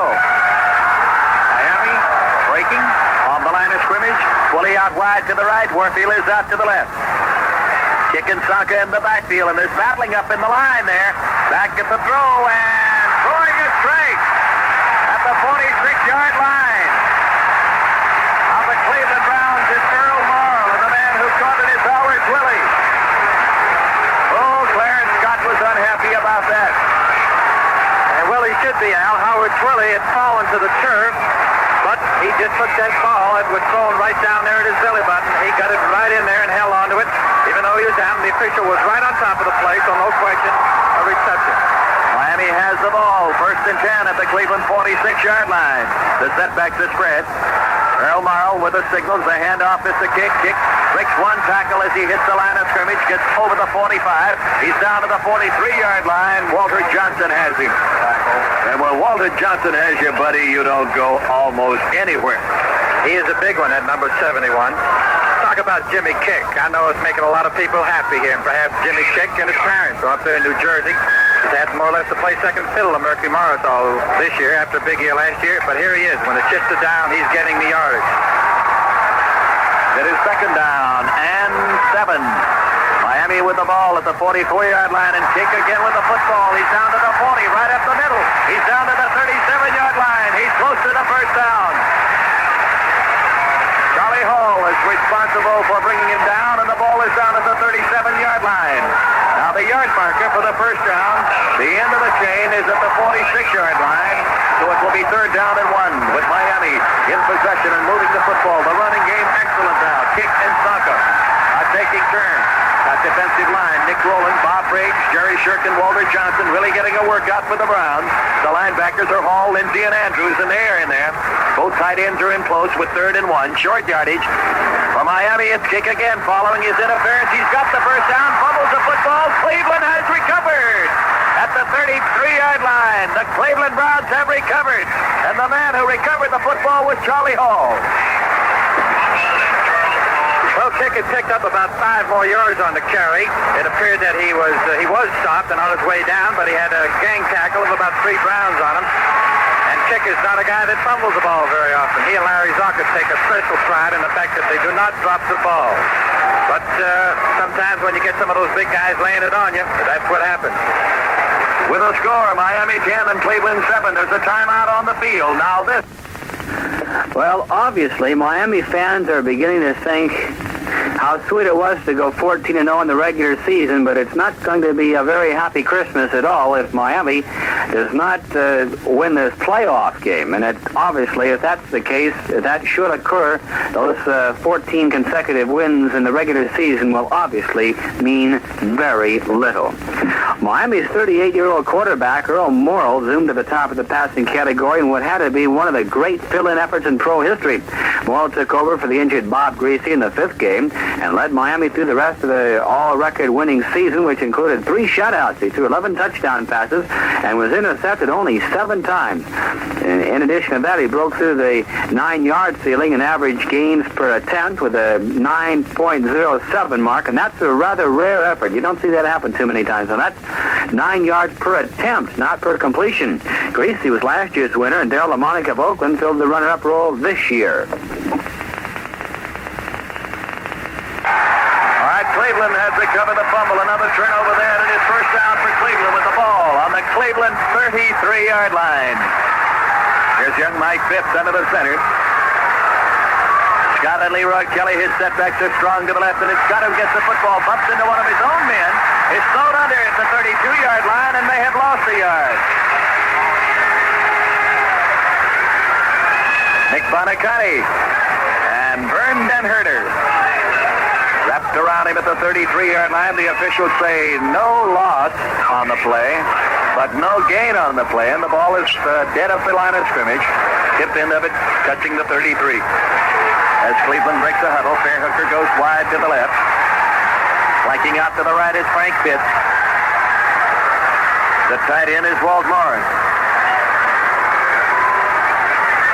Mike Phipps has the snap. It's Scott who takes the handoff and comes straight up the middle in Bonacani. He's got him around the legs at the 35. He falls forward to the 37-yard line. A gain of just about 4 yards, so it'll be 3rd down and 6 for Cleveland. Great play by Bonacani. It looked for a minute like there was going to be about a 5 or 6 yard gain. They would have great mobility and a lateral movement that middle linebacker Bonacani has. He made the ankle tackle on the runner. 3rd and 6, big 3rd down play. 3-man right, 3-man front to put the pressure on. They'll defend against the pass, and here's Phipps throwing a shot. Long one, intended for Leroy Kelly. It's incomplete. Jake Scott had crossed over in the zone to pick him up. Dick Anderson had been beaten on the play. Kelly with that great speed of his, and he still has great speed. A 6-time all-time rusher in pro football. 6 consecutive Pro Bowls. His 9th year in the game. Incidentally, I wonder if you knew he had a brother who played with the Chicago White Sox. Oh, I didn't know. Leroy Kelly. Don Cockcroft is in there to do the kicking. Scott is the deep man, Jake. Dick Anderson is the short man at about the 35. Cockcroft, plenty of time, high, floating end over end. The catch called for and gathered in by Jake Scott. Miami has possession at their own 29, over the 29. Call it the 30-yard line.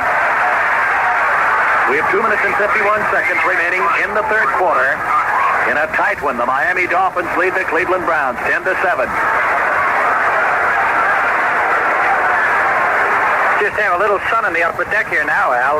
Field completely in the shadow on this poly turf. Not many slips today, incidentally. Beautiful, beautiful day. Miami weather of 70 degrees and up to the line. The line of scrimmage is at 29 for the Dolphins. Earl Morrow giving it off to Jim Kick and Kick, following Larry Tsonka, blasting his way over the 35, out to the 36-yard line. Summer had come up to help Hall, and Shirk finally pin him at the 36-yard line. So there's a gain. Very close to 8 yards, about 7.5.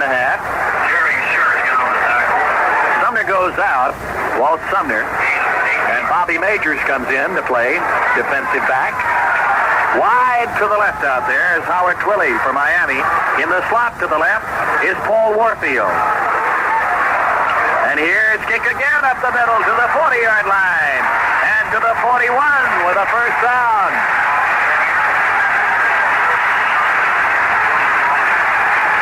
Billy Andrews gets credit on that stop.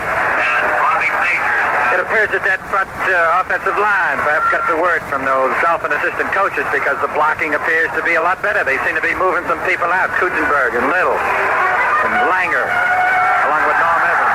Well, they're playing with fire now. Now we have the slot back to the right. 20 out wide to the right, and Warfield in the slot to the right. The setbacks are strong to the right.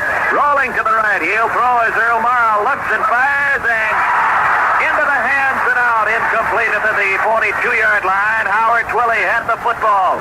And there was nothing Clarence Scott could do, because the pass from Earl Morrow was down low. Twilley had to go for it. It hit in his hands and his arms and bounced away. He might well have had a completion there at the Cleveland 43-yard line, but he just couldn't hold on to it. Now here's Mercury Morris putting in an appearance. Jim Kick is coming out. And Jimmy Kick getting a nice hand. He's quite a favorite here. Number 21. He's really carrying the leather for the Dolphins here in the second half. Miami lining up with a second down 10 at their 41-yard line. Slot back to the right. Warfield in the slot. Twilley on the outside. The handoff. And this time it is to Mercury Morris at the 45 to the 50. He's over the midfield stripe and finally hit down by Ben Davis at the Cleveland 47-yard line. That's the advantage of that three-man backfield. You get a guy like Jimmy Kick who's been carrying that ball every other play. He gets a little size. You take him out, and then comes Mercury Morris. No wonder that when people start saying, well, the rumors about Jimmy Kick being traded, I don't know why they want to trade him. 12 first downs now for the Miami Dolphins, and they're moving. The Dolphins at the Cleveland 47, 1st and 10. Slot back left. Twilly wide. We're feeling it. The handoff. Given to Morris, and Morris trying to feel his way into the right side off the tackle. Can't get any daylight. He had Larry Little out there in front blocking for him, but Little couldn't help him. And the play is stopped at the 46-yard line with a gain of 1. He's really something to watch, that Morris, isn't he, Al? With the feet moving fast all the time. Called the Alabama shuffle, the way he handled that. He picks them up and puts them down, doesn't he? She was a great football player.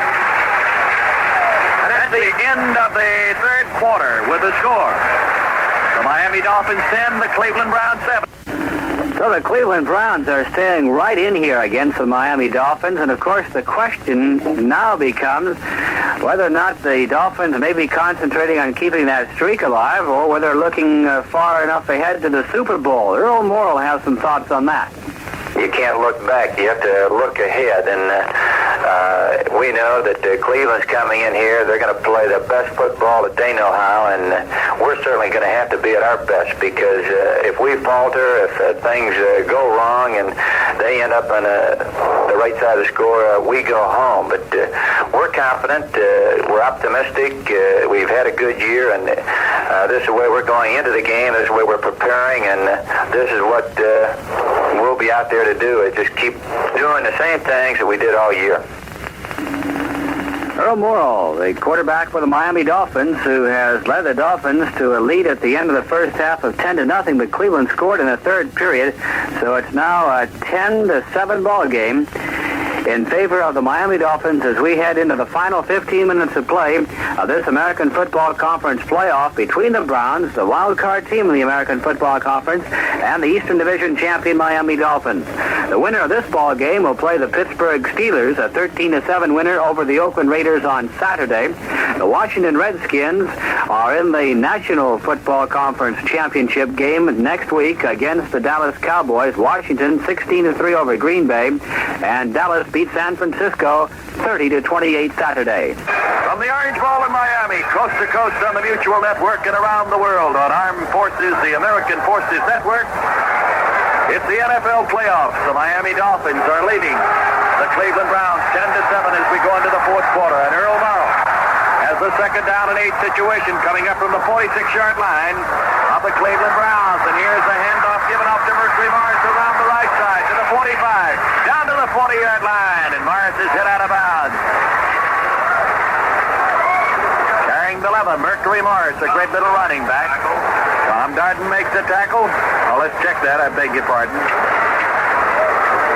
Making the tackle was Ben Davis and Walt Sumner on the far sidelines. And here's Howard Twilly coming to the sidelines, because we're going to have a 3rd and 1 coming up. The ball is at the 38-yard line of the Browns. Both tight ends are in. Quarterback Earl Morrill gives it off and stops. Oh, I don't believe he made it. Mercury Morris right at the line of scrimmage. I think he got it right on the button. He didn't. In fact, he might not have gotten back to the line of scrimmage. Officials have called the timeout for themselves just to take a look at it, but I'm sure he's at least a yard and a half short. A big play that was for the Dolphins, because they had been moving here, and as we're just starting the fourth quarter underway with the Dolphins in front. Now Earl Morrill looking to the bench to find out whether or not they're going to kick, and they are, because there goes Gary Apremian and the kicking team. Jerry Shirk responsible for the tackle down there, and he made a key tackle. All that Morris needed was a yard, and he did not get it. Earl Morrill will hold. Apremian will attempt the field goal from the 46-yard line. Here's the ball down. The kick is on the way. It is good.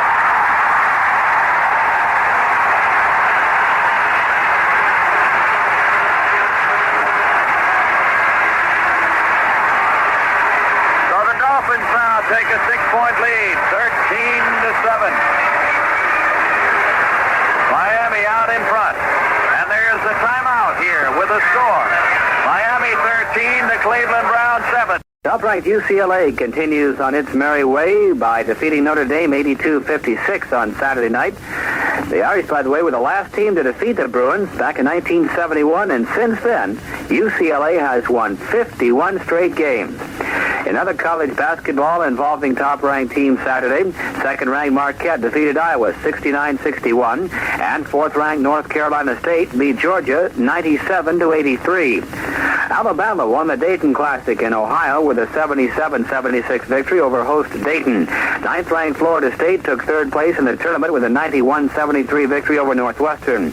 Syracuse defeated Connecticut 104-73 to win the Connecticut Classic, and Southern Illinois nipped New Mexico State 72-71 in overtime to win the Roadrunner Invitational in New Mexico. So those were some of the top-ranked teams in action on Saturday in major college basketball. Garo Euphemian tees the football up at the 40-yard line for Miami. We have 13:32 remaining here in the Orange Bowl, 13-7. The Dolphins lead. It's Billy LaFleur and Ken Brown deep. And it is LaFleur at the goal line, out to the 5, to the 10, to the 15. Spins down at the 20-yard line. I saw a flag as number 32. Hubert Ginn caught him right around the ankle and flipped him. Billy LaFleur running it back to the 20-yard line. It is a penalty against the Browns. That flag, a penalty against the Browns. Bob? Looked like it might have been a clip on the far side of the field. Dolphin player went down and the flag went down immediately.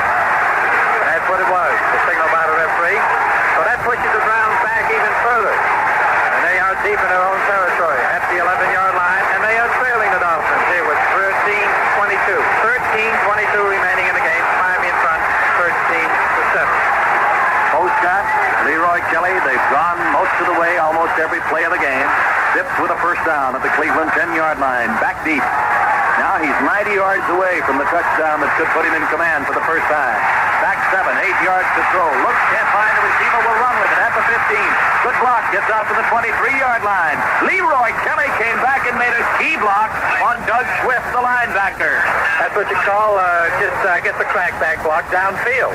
Doug turned around and tried to pursue Mike Phipps, and there's Leroy. As we said, he's been catching punts. He does everything, catches passes, an all-around great ball player. Leroy Kelly just putting a great block and freeing quarterback Phipps on the scramble for a few more yards. I have a first down. Cleveland at their own 24 with a first and 10. Frank Phipps is out wide to the right. Split out to the left is Fair Hooker. Quarterback Mike Phipps with a long count now, looking over the defenses. Will he change it up? Nope. Gives it to Scott. Off the tackle. Up to the 30-yard line. Breaks another tackle to the 35. Beautiful run there. And Scott just simply refuses to be wrestled down. And is finally put on the turf there by Bill Stanfield, the big defensive right end of the Miami Dolphins. 13-7. The Dolphins lead is only 6 points. A touchdown by Cleveland now would really have people's heads spinning. The undefeated Dolphins only with a 6-point lead and 12 minutes remaining in the fourth quarter. Pitch is out wide to the right. Hooker is split to the left. Here's a fake draw up the middle. Pitts is back to throw. He throws the ball. It's tipped and almost intercepted. It had to be tipped there by Bonacanti. It was intended there for Frank Pitts as he turned in either Pitts or was it Milgmore? Right, Milgmore, the tight end. Just going right across on the post pattern. Rather trying to thread right in the middle of that zone. Tipped first by Bonacanti. Almost picked off by Anderson. Almost picked off by Scott. Back it comes to the 38-yard line. The Cleveland Browns will have a second down 10 from their 38. A lot of discussion in that huddle as they break. Bob DeMarco, the center, Gene Hickerson, and John DeMary of LSU at the guard. Doug Deacon and Bob McKay at the tackles. That's the offensive interior line. Back goes Fitz to throw. He's hit as he releases it. It's complete. A circus catch at the 43-yard line for the Browns. Hooker made a circus catch down there, and Dick Anderson nails him at the spot. And I believe Fair Hooker is hurt a little. He's shaken up. He's all right. He is definitely shaken up. He's going off. And will be replaced. And give a lot of credit to Phipps there. I was going to say that the Dolphins have got to get to that quarterback. They have not put a sack on Phipps. They nearly did that, but he got it off at the last instant, and they are in excellent field position. The Browns at the Miami 44-yard line. I formation.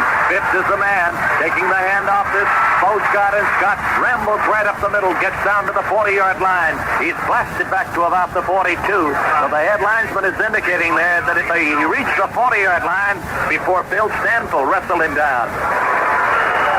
Oh, Miami is having a real test of it. Believe me, Nick Scourge has this football team, the Cleveland Browns, up for a great effort. The first half dominated by Miami. They led 10-0 at halftime. The Browns have come charging back. 10:45 remaining. Buster Richardson is in there. Rolling out to the right, Phipps may keep. He is. He keeps the football, turns in and gets to the 36. Outside of him, Leroy Kelly was running the option. He could have pitched, but he elected to keep the football and turn in.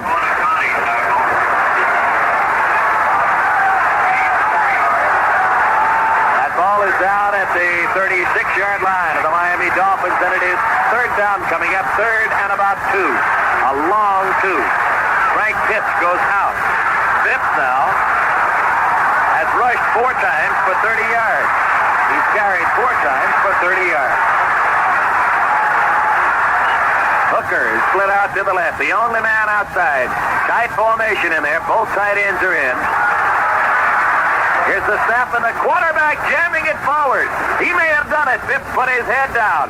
Bob DeMarco and John DeMary were flash blocking for him there, trying to give him daylight. He gets down to the 34-yard line. Let's see where it's placed down. It is first down for Cleveland.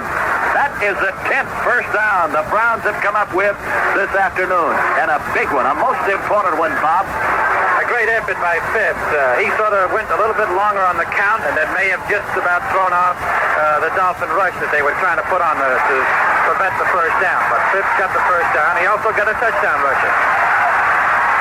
Now the Browns line up with a first down at the 33 and a slot back, and Phipps is back to throw, and he's being sacked. Manny Fernandez sacks him at the 38. We were mentioning just a few moments ago, they have not sacked Mike Phipps. I don't know whether they heard me down there, but they finally got to him. And the way this club has been moving, that's the kind of play that the Dolphins or any defense needs. Matheson and Mumford go in on defense. Coming out is Bob Hines and Mike Cohen for the Miami Dolphins. 2 defensive changes. Cleveland now has a second down, lost 5 on the play, second and 15 from the 38-yard line of the Dolphins. Hooker to the right, to the left, and pitch to the right, and back 8 yards to throw. Throwing, and it's intercepted. Phipps has his pass intercepted by Dick Anderson. Back to the 25, on to the 29, and Anderson is down at that point. He has fumbled the football. He fumbled the football, and I believe Cleveland has recovered it. Bob? Anderson stole a pass, made a leaping interception, came back at about the 30. He was hit. He was trying to run and down the near sidelines. He got hit, and I believe Scott, number 35, is the man who made the recovery. I'll have to check that. But the Browns lost it, and they got it right back. And they're just about where they started from a few moments ago, perhaps 5 yards further into Dolphin territory. That's the 4th pass, Cleveland pass intercepted today, but the fumble gave it right back to them. First down at the Miami 30-yard line. The Cleveland Browns. Mike Phipps under the center, has the snap, gives it off. Wide to the left, Ken Brown with a running back, trying to turn the corner. He's finally cut back in there as Tim Foley comes up at the line of scrimmage. He may have picked up a yard or 2. They'll bring it in, I believe, at the 27-yard line, and that would give him 3 yards, and it will be second down and 7. 3 yards gain on the play. Ken Brown in for Scott, who was on the recovery, and Scott is on the sidelines. Must have had a little wind taken out of him. He sort of bent over a little bit, and they sure would like to get him back in there.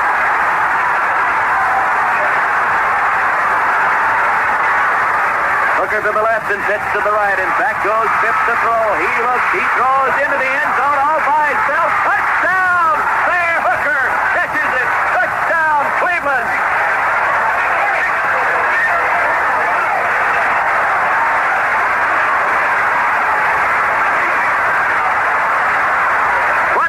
Yards, and there Hooker was all by himself. Hooker split out to the left, went down, turned into the middle, and then cut to the left. Nobody was there. This ball ball game is all tied up with 8 minutes, 11 seconds remaining. To try and unlock the tie, Don Cockcroft will try the point after. Bill Nelson will hold. Here's the kick. It is up. It is good. It's good. So, with the score, the Cleveland Browns 14, the Miami Dolphins 13. Well, another boring game, huh? As the Miami Dolphins and the Cleveland Browns are going at it in this playoff, and obviously we say boring very facetiously. The spectacular ending to that Pittsburgh-Oakland game is still stirring controversy. The Steelers won that one 13-7 on the last offensive play of the game for the Steelers on a 60-yard pass play with 5 seconds left. 4th down and 10, quarterback Terry Bradshaw fired a pass to John Fuqua. The ball arrived at the same time as Oakland defender Jack Tatum. The ball popped in the air. Steeler running back Franco Harris picked it off in midair and carried it in 42 yards for the touchdown. That was just a little bit after Kenny Stabler took a play 30 yards for a touchdown to put Oakland in front for the first time of that ball game 7-6. But then Terry Bradshaw on a 4th and 10, a final play, a desperation pass, turns it into a touchdown. And then, of course, Dallas in the NFC game came from behind with less than 2 minutes remaining to score 2 touchdowns and beat San Francisco 30-28. In service for you. This is SCN Radio, 790 and 1420 in the Canal Zone. Canal Zone civic agencies are mounting a concerted drive to collect material for the relief of the earthquake victims in Nicaragua. Items needed include shoes and clothing in good condition, canned or dried food, especially canned milk and baby food, diapers, blankets, cooking utensils, simple hand tools, first aid materials, sewing materials, and dry goods. Materials may be turned in on the Atlantic side at the Cristobal Women's Club, either American Legion Post, or at the Atlantic Side Salvation Army outlet. Also on the Atlantic side, Boy and Girl Scout organizations will be making door-to-door collections. On the Pacific side, donations will be accepted at the Red Cross office in the vicinity of the Auto License Bureau, the Civil Affairs Building in Ancon, Salvation Army headquarters on La Boca Road, the Fort Amador American Legion Post, or Post 3822 of the VFW, located in the vicinity of the FAA building in Corundu. Billy Andrews was there with him, but what can you do when a guy like Warfield gets his hands on the football? It is up at the 35-yard line of Miami. It's first down for the Dolphins. As they break the huddle, Warfield splits out to the left-hand side. Out to the right, just off of the defensive, the tight end is Howard Twilley. And here, going right up the middle with the football, drilling it out is Mercury Morris, and Morris brings it out to the 40-yard line. Down on the bottom, Walter Johnson and Jerry Shirk were the two men responsible for the stop. A gain of 5 yards, it'll be second down and 5. Miami huddles back at the 30. 13 carries for Morris, 62 yards for today. Again, both of his wide receivers are split out. Twilley to the right, Warfield to the left. The handoff to Morris. He's running, turning the corner. Can't get away, though, as he gets out to the 45-yard line. He could not get away from strong side linebacker Charlie Hall. Al, I think he's close to the first down. He got it. Mercury Morris for the first down. So the old veteran, Earl Morrow, just calm and coolly leading his favorite, 2-touchdown favorite Miami Dolphin team out of a deep hole. He has moved them from the 20. They are now at the 45. We have 6:33 remaining. That was the 14th first down of the ball game for the Dolphins with a first down at their 45. 5 men stacked in that line for Cleveland. The rush is on. The blitz is on. Morrow picks it up. He looks. He goes with a long shot. It's caught. It's caught at the 23. Making the grab was Paul Warfield. He had beaten Ben Davis. Great catch down there by Warfield, and I believe he's hurt. Great catches. We talk about this guy, there aren't words to describe what Paul Warfield can do. He was bumped. He was double covered.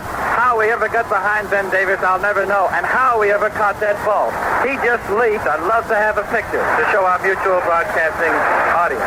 He just leaped high over his head, and perhaps he is down. The trainer Bob Monday's looking at may have the wind knocked out of him.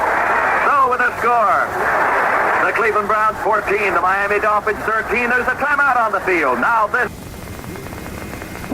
We told you about that Pittsburgh-Oakland playoff game. In the National Football Conference semifinal game Saturday, Roger Staubach struck for a pair of touchdown passes in the final 2 minutes to give the Cowboys an uphill 30-28 victory over San Francisco. The 49ers, who converted 3 Dallas turnovers into touchdowns, held a 28-16 lead with a little more than 2 minutes remaining when Staubach swung into action. He replaced Craig Morton with about 2 minutes left in the third quarter, connected on a 20-yard toss to Billy Parks with a minute and a half left, and then, obviously, the Cowboys tried an onside kick, and it worked as Mel Renfro recovered it at the 50-yard line. Staubach then went the distance in 3 plays, including a 21-yard run up the middle by himself on a broken play. Then he hit Ron Sellers on a 10-yarder for the winning score. That marks the 3rd straight year that Dallas has eliminated the 49ers in postseason play. The Cowboys will meet the Washington Redskins, who beat Green Bay 16-3. Miami has a first down at the 20-yard line of the Cleveland Browns, and the Browns just a moment ago took away the lead, 14-13. All right, the Browns had come up to the defensive line, stacked their line, and Miami had come up to the line of scrimmage, but the officials send them back and say, let's do it once more. Now Paul Warfield's up. He got a standing ovation. He's on the sideline. Whitfield, it looks like he's okay, and he will play. Mercury Morris, Larry Zonka, the setbacks behind quarterback Earl Morrow. Morrow off to Morris. Morris off to the left, cuts in, inside the 20, down to the 18-yard line. Andrews is up there to make the tackle, and Tom Darden is there to try and steal the football. Well, everybody wants that football. Here goes Warfield back in. Otto Stowe coming out. Mercury Morris, is it's a small back compared to these guys, and I'm sure that the coaches have said, hold on to that ball. Jimmy Kick checks in, and Mercury Morris now comes off. Looks like he might have been shaken up a little bit. The lights are on here in the Orange Bowl in Miami, and the evening shadows are beginning to drift in. Morris has 14 carries for 65 yards. All right, the ball at the 17-yard line, second down and 8. Morrow has the snap for the Miami Dolphins. Back to throw, goes into the end zone, and there's a flag on the play. Paul Warfield was in the end zone and tripped. There's a flag on the play. Now I'm wondering if it's against. Oh, it is. It's against Cleveland. Arguing with the call is Billy Andrews, the left linebacker. He's claiming that Warfield pushed off on him, but they had 3 men. Did you see that out? 3 men on Warfield.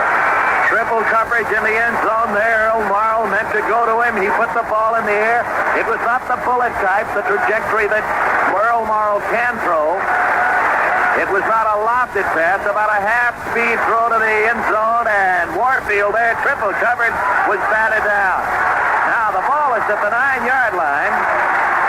At the 8-yard line, and it is first down. First and goal for Miami at that point.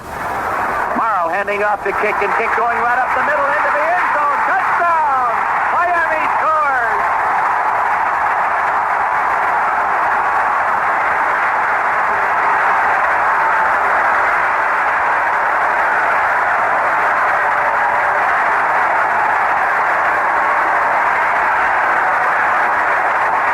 Down below and around this stadium, this mammoth Orange Bowl stadium, all you see is white handkerchiefs flapping.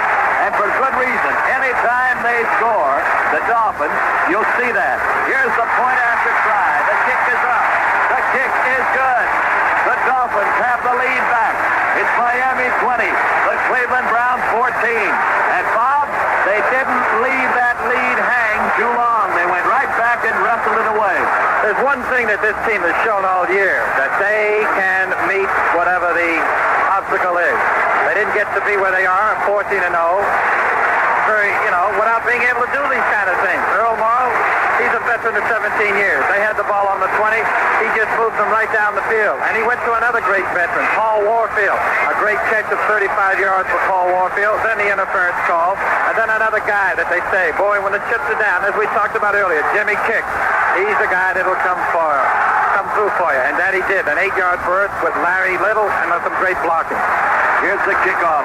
Down deep is LeFair and Ken Brown. It hits the crossbars. It hit the crossbars. A tremendous kick there by Garo Yepremian. It will be brought out to the 20-yard line. So Cleveland now is once again behind after wrestling the lead away from Miami, 14-13. They trail 20-14. 4 minutes and 49 seconds remain. This is a madhouse at the Orange Bowl. These fans are going to be rip-roaring stark mad if Miami can pack it away, tuck it away, and pack it in. That means they'll go into the championship game. Mike Phipps has the Browns up to the line at the 20-yard line. He'll have to go to the air, looks and throws over the line to Post. Got at the 23, got to the 25. Falls forward to about the 28-yard line as Nick Bonicani comes in there to help Mike Colon pin him.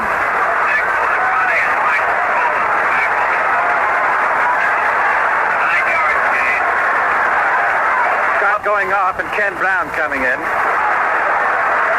And that's all important, Al, getting up there on that first play for about 9 yards. Here come the Browns up to the line of scrimmage. They have a second down and 1 situation at their own 29-yard line. And there is a handoff to Ken Brown, and Brown cracking right up the middle. Straight ahead, then turning to his right, veering to his right out to the 34-yard line. Makes the first down. Cleveland with a first down at, the tip end of that ball is almost touching the 35, so let's see. Again at 6 yards, and it is first and 10 for Cleveland at that 35-yard line.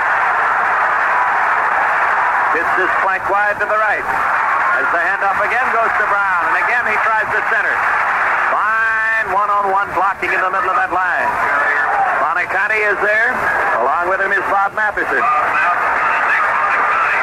That ball is down at the 39-yard line. Cleveland has gained 4 on the play, and we'll call it second down and 6. 3 minutes and 18 seconds remaining. The clock is running here in the Orange Bowl. The Dolphins lead the Cleveland Browns 20-14. An exciting football game. One of the great National Football League playoff games. Here's Fitz back to throw. Goes to the sideline. Overthrows his receiver, Leroy Kelly.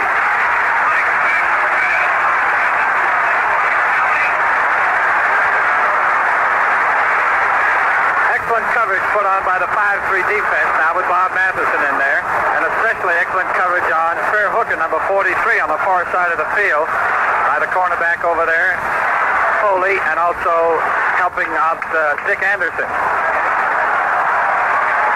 All right, Bob, here's the big third down play for Cleveland. With 3:04 remaining in the game, and they trail 20-14.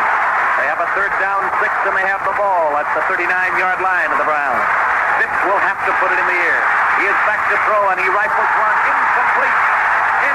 Intended for Chip Slash, the big tight end at the 50-yard line. All right. Don Cockcroft makes his appearance. Cockcroft will have to kick. Not necessarily, but you can bet that he will. This will be his 7th punt. He had 1 block, producing a Dolphin touchdown. Jake Scott, deep at the Miami 20 waiting. Cockcroft will kick from the Cleveland 25. The snap, he has the time.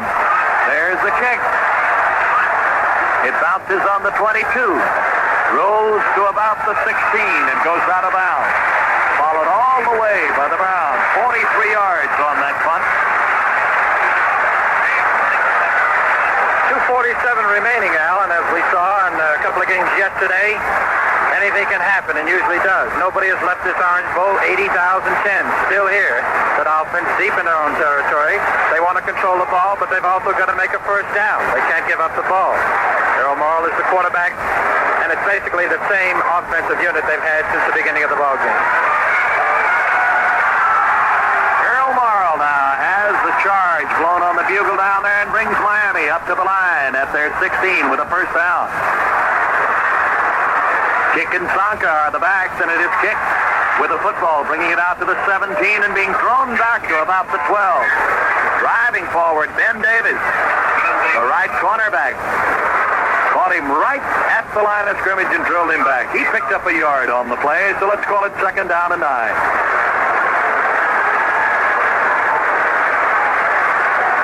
A beautiful Christmas Eve night. And very shortly across that sky somewhere, I'm not sure whether it will be an airliner, but they tell me it's a sleigh. And there's a red man in it. Second down 9, Miami at their 17.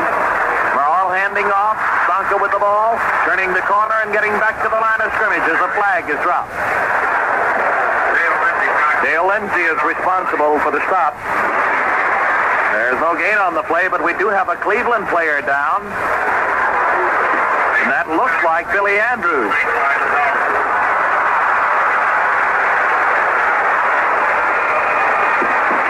Looks like a holding penalty coming up against the Miami Dolphins, which will put them back even further deep in their own territory. All right, there's a timeout on the field here with the score. Miami 20, the Cleveland Browns 14.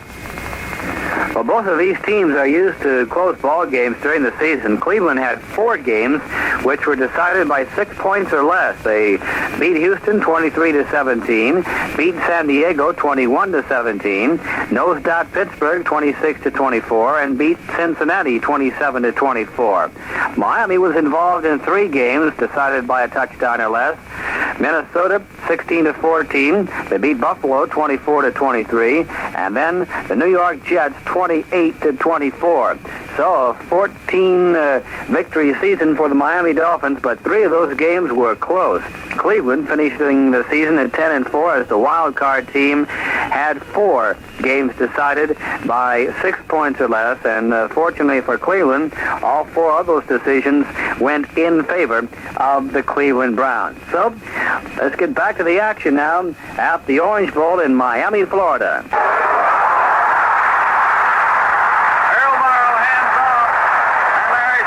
Cracks over the right tackle, out over the 20. He's up to the 25-yard line. Davis,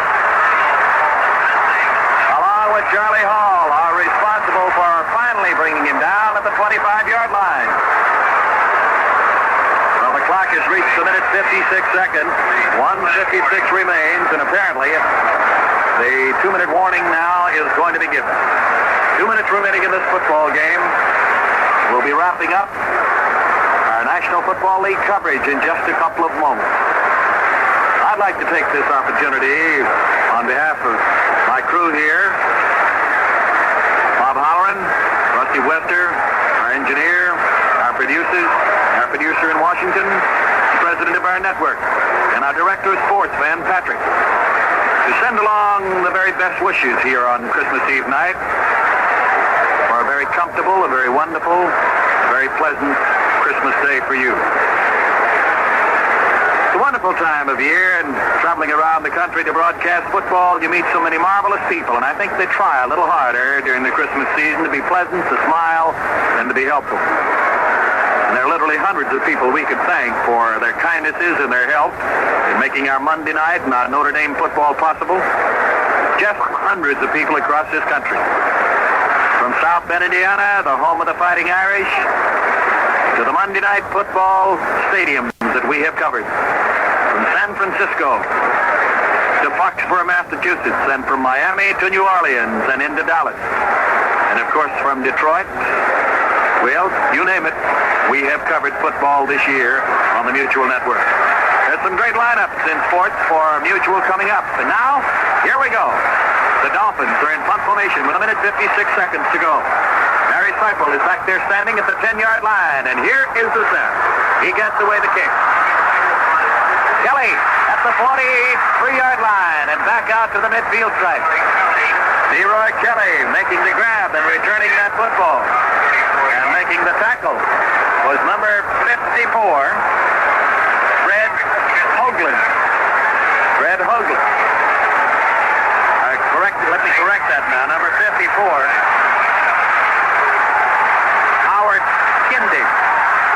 First down, and quarterback Phipps running with the football. A first down from his own 49. He gets down to the 45-yard line of the Dolphins and is racked up at the 44. The 2-minute drills are going now, Bob. And here we go with both wide receivers set out. And back to throw goes Phipps, and he looks and he throws. It's complete. Grabbing it is Bo Scott, and Scott is down at the 35-yard line of the Miami Dolphins, and he'll call for a timeout. 1 minute, 15 seconds remaining. Fourth period, Dolphins lead 20-14. Browns are threatening now, and they have the ball at the Miami 35. As you said before, Bob, you said anything can happen, and we've seen it happen Saturday on two separate occasions in San Francisco and in Pittsburgh. Two tremendous come-from-behind wins. And now the Cleveland Browns are threatening right here with 1:15. They have the ball at the Miami 35-yard line, and a touchdown and the point after would give the Browns a victory. Now, if it ends a tie, there is sudden death. Right, Bob? Exactly right, and nobody go away because it possibly could be that. But right now, Cleveland has the ball, and the Miami Dolphin defense facing a big task, one of the biggest they've had all season. If they're hard to go on and win this game and go on to meet Pittsburgh next week, they must hold this threat being put on by Mike Phipps, leading the Cleveland Browns at the 35 of the Dolphins. Phipps to the right, Hooker's to the left. Back goes Phipps to throw. He elects to run instead. Spins his way back to the 40 to 35-yard line to the line of scrimmage and is wrestled down right at the 35. Just a three-man rush put on there. The two defensive ends, Stanfield, Denherter, and Fernandes. It was Fernandes who got him. Already lined up. The Browns hurriedly have Phipps back in the pocket to throw. Looks and fires. Intercepted by Miami. Taking it off is Doug Swift. He's at the 30, the 35.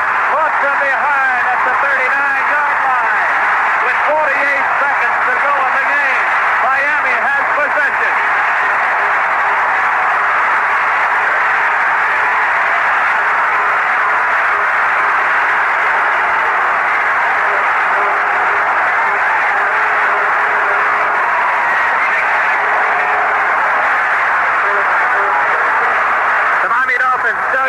Has just made the biggest interception of his career. In fact, it's his second of the ball game, and he now has 5 on the season, which ties him for the lead with Jake Scott. Doug Swift picking off the fifth pass with just 32 seconds remaining here, and has possibly won this game for the Miami Dolphins and put them on their way next week in the Pittsburgh for the AFC Championship game. The Dolphins out of the huddle. Earl Morrow brings him up to the line of scrimmage at his own 39-yard line. And with 15 seconds, that is all they have left. The officials called for a timeout. Delay of the game against Miami. Jim Mandich is coming into the game for Miami.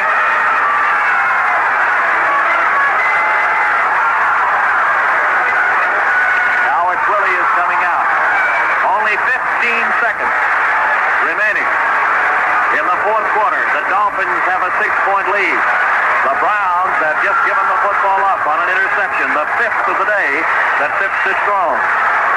Earl Morrow takes the snap and dives forward and lays on the football. He has no intention of giving it up. And the Cleveland Browns, are they calling a timeout, Bob Holloran? Yes, they have called another timeout, and don't know whether it's really going to mean much because we know that Earl Morrow is going to do the same thing he just did. Now, I must say that this has been such a great effort, and there must be tremendous disappointment. I know in the booth next to us, Art Modell and all the Cleveland owners are really upset at this time. A few moments ago, it looked like they were going to pull off one of the year's big upsets and take the Miami Dolphins. But on the other hand, here's the Miami Dolphins with a great coaching staff headed by Don Shula, who is seeking and probably will get his 106th career victory here with the Miami Dolphins, his 34th, and his 15th on the season without a defeat.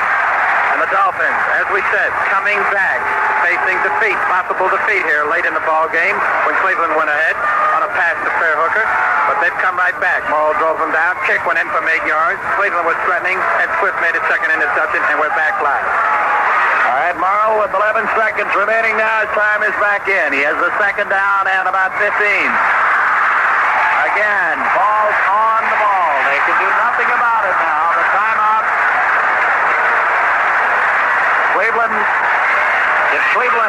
Cleveland calls a final timeout, I believe. Some of the Cleveland players have already gone to the dressing room.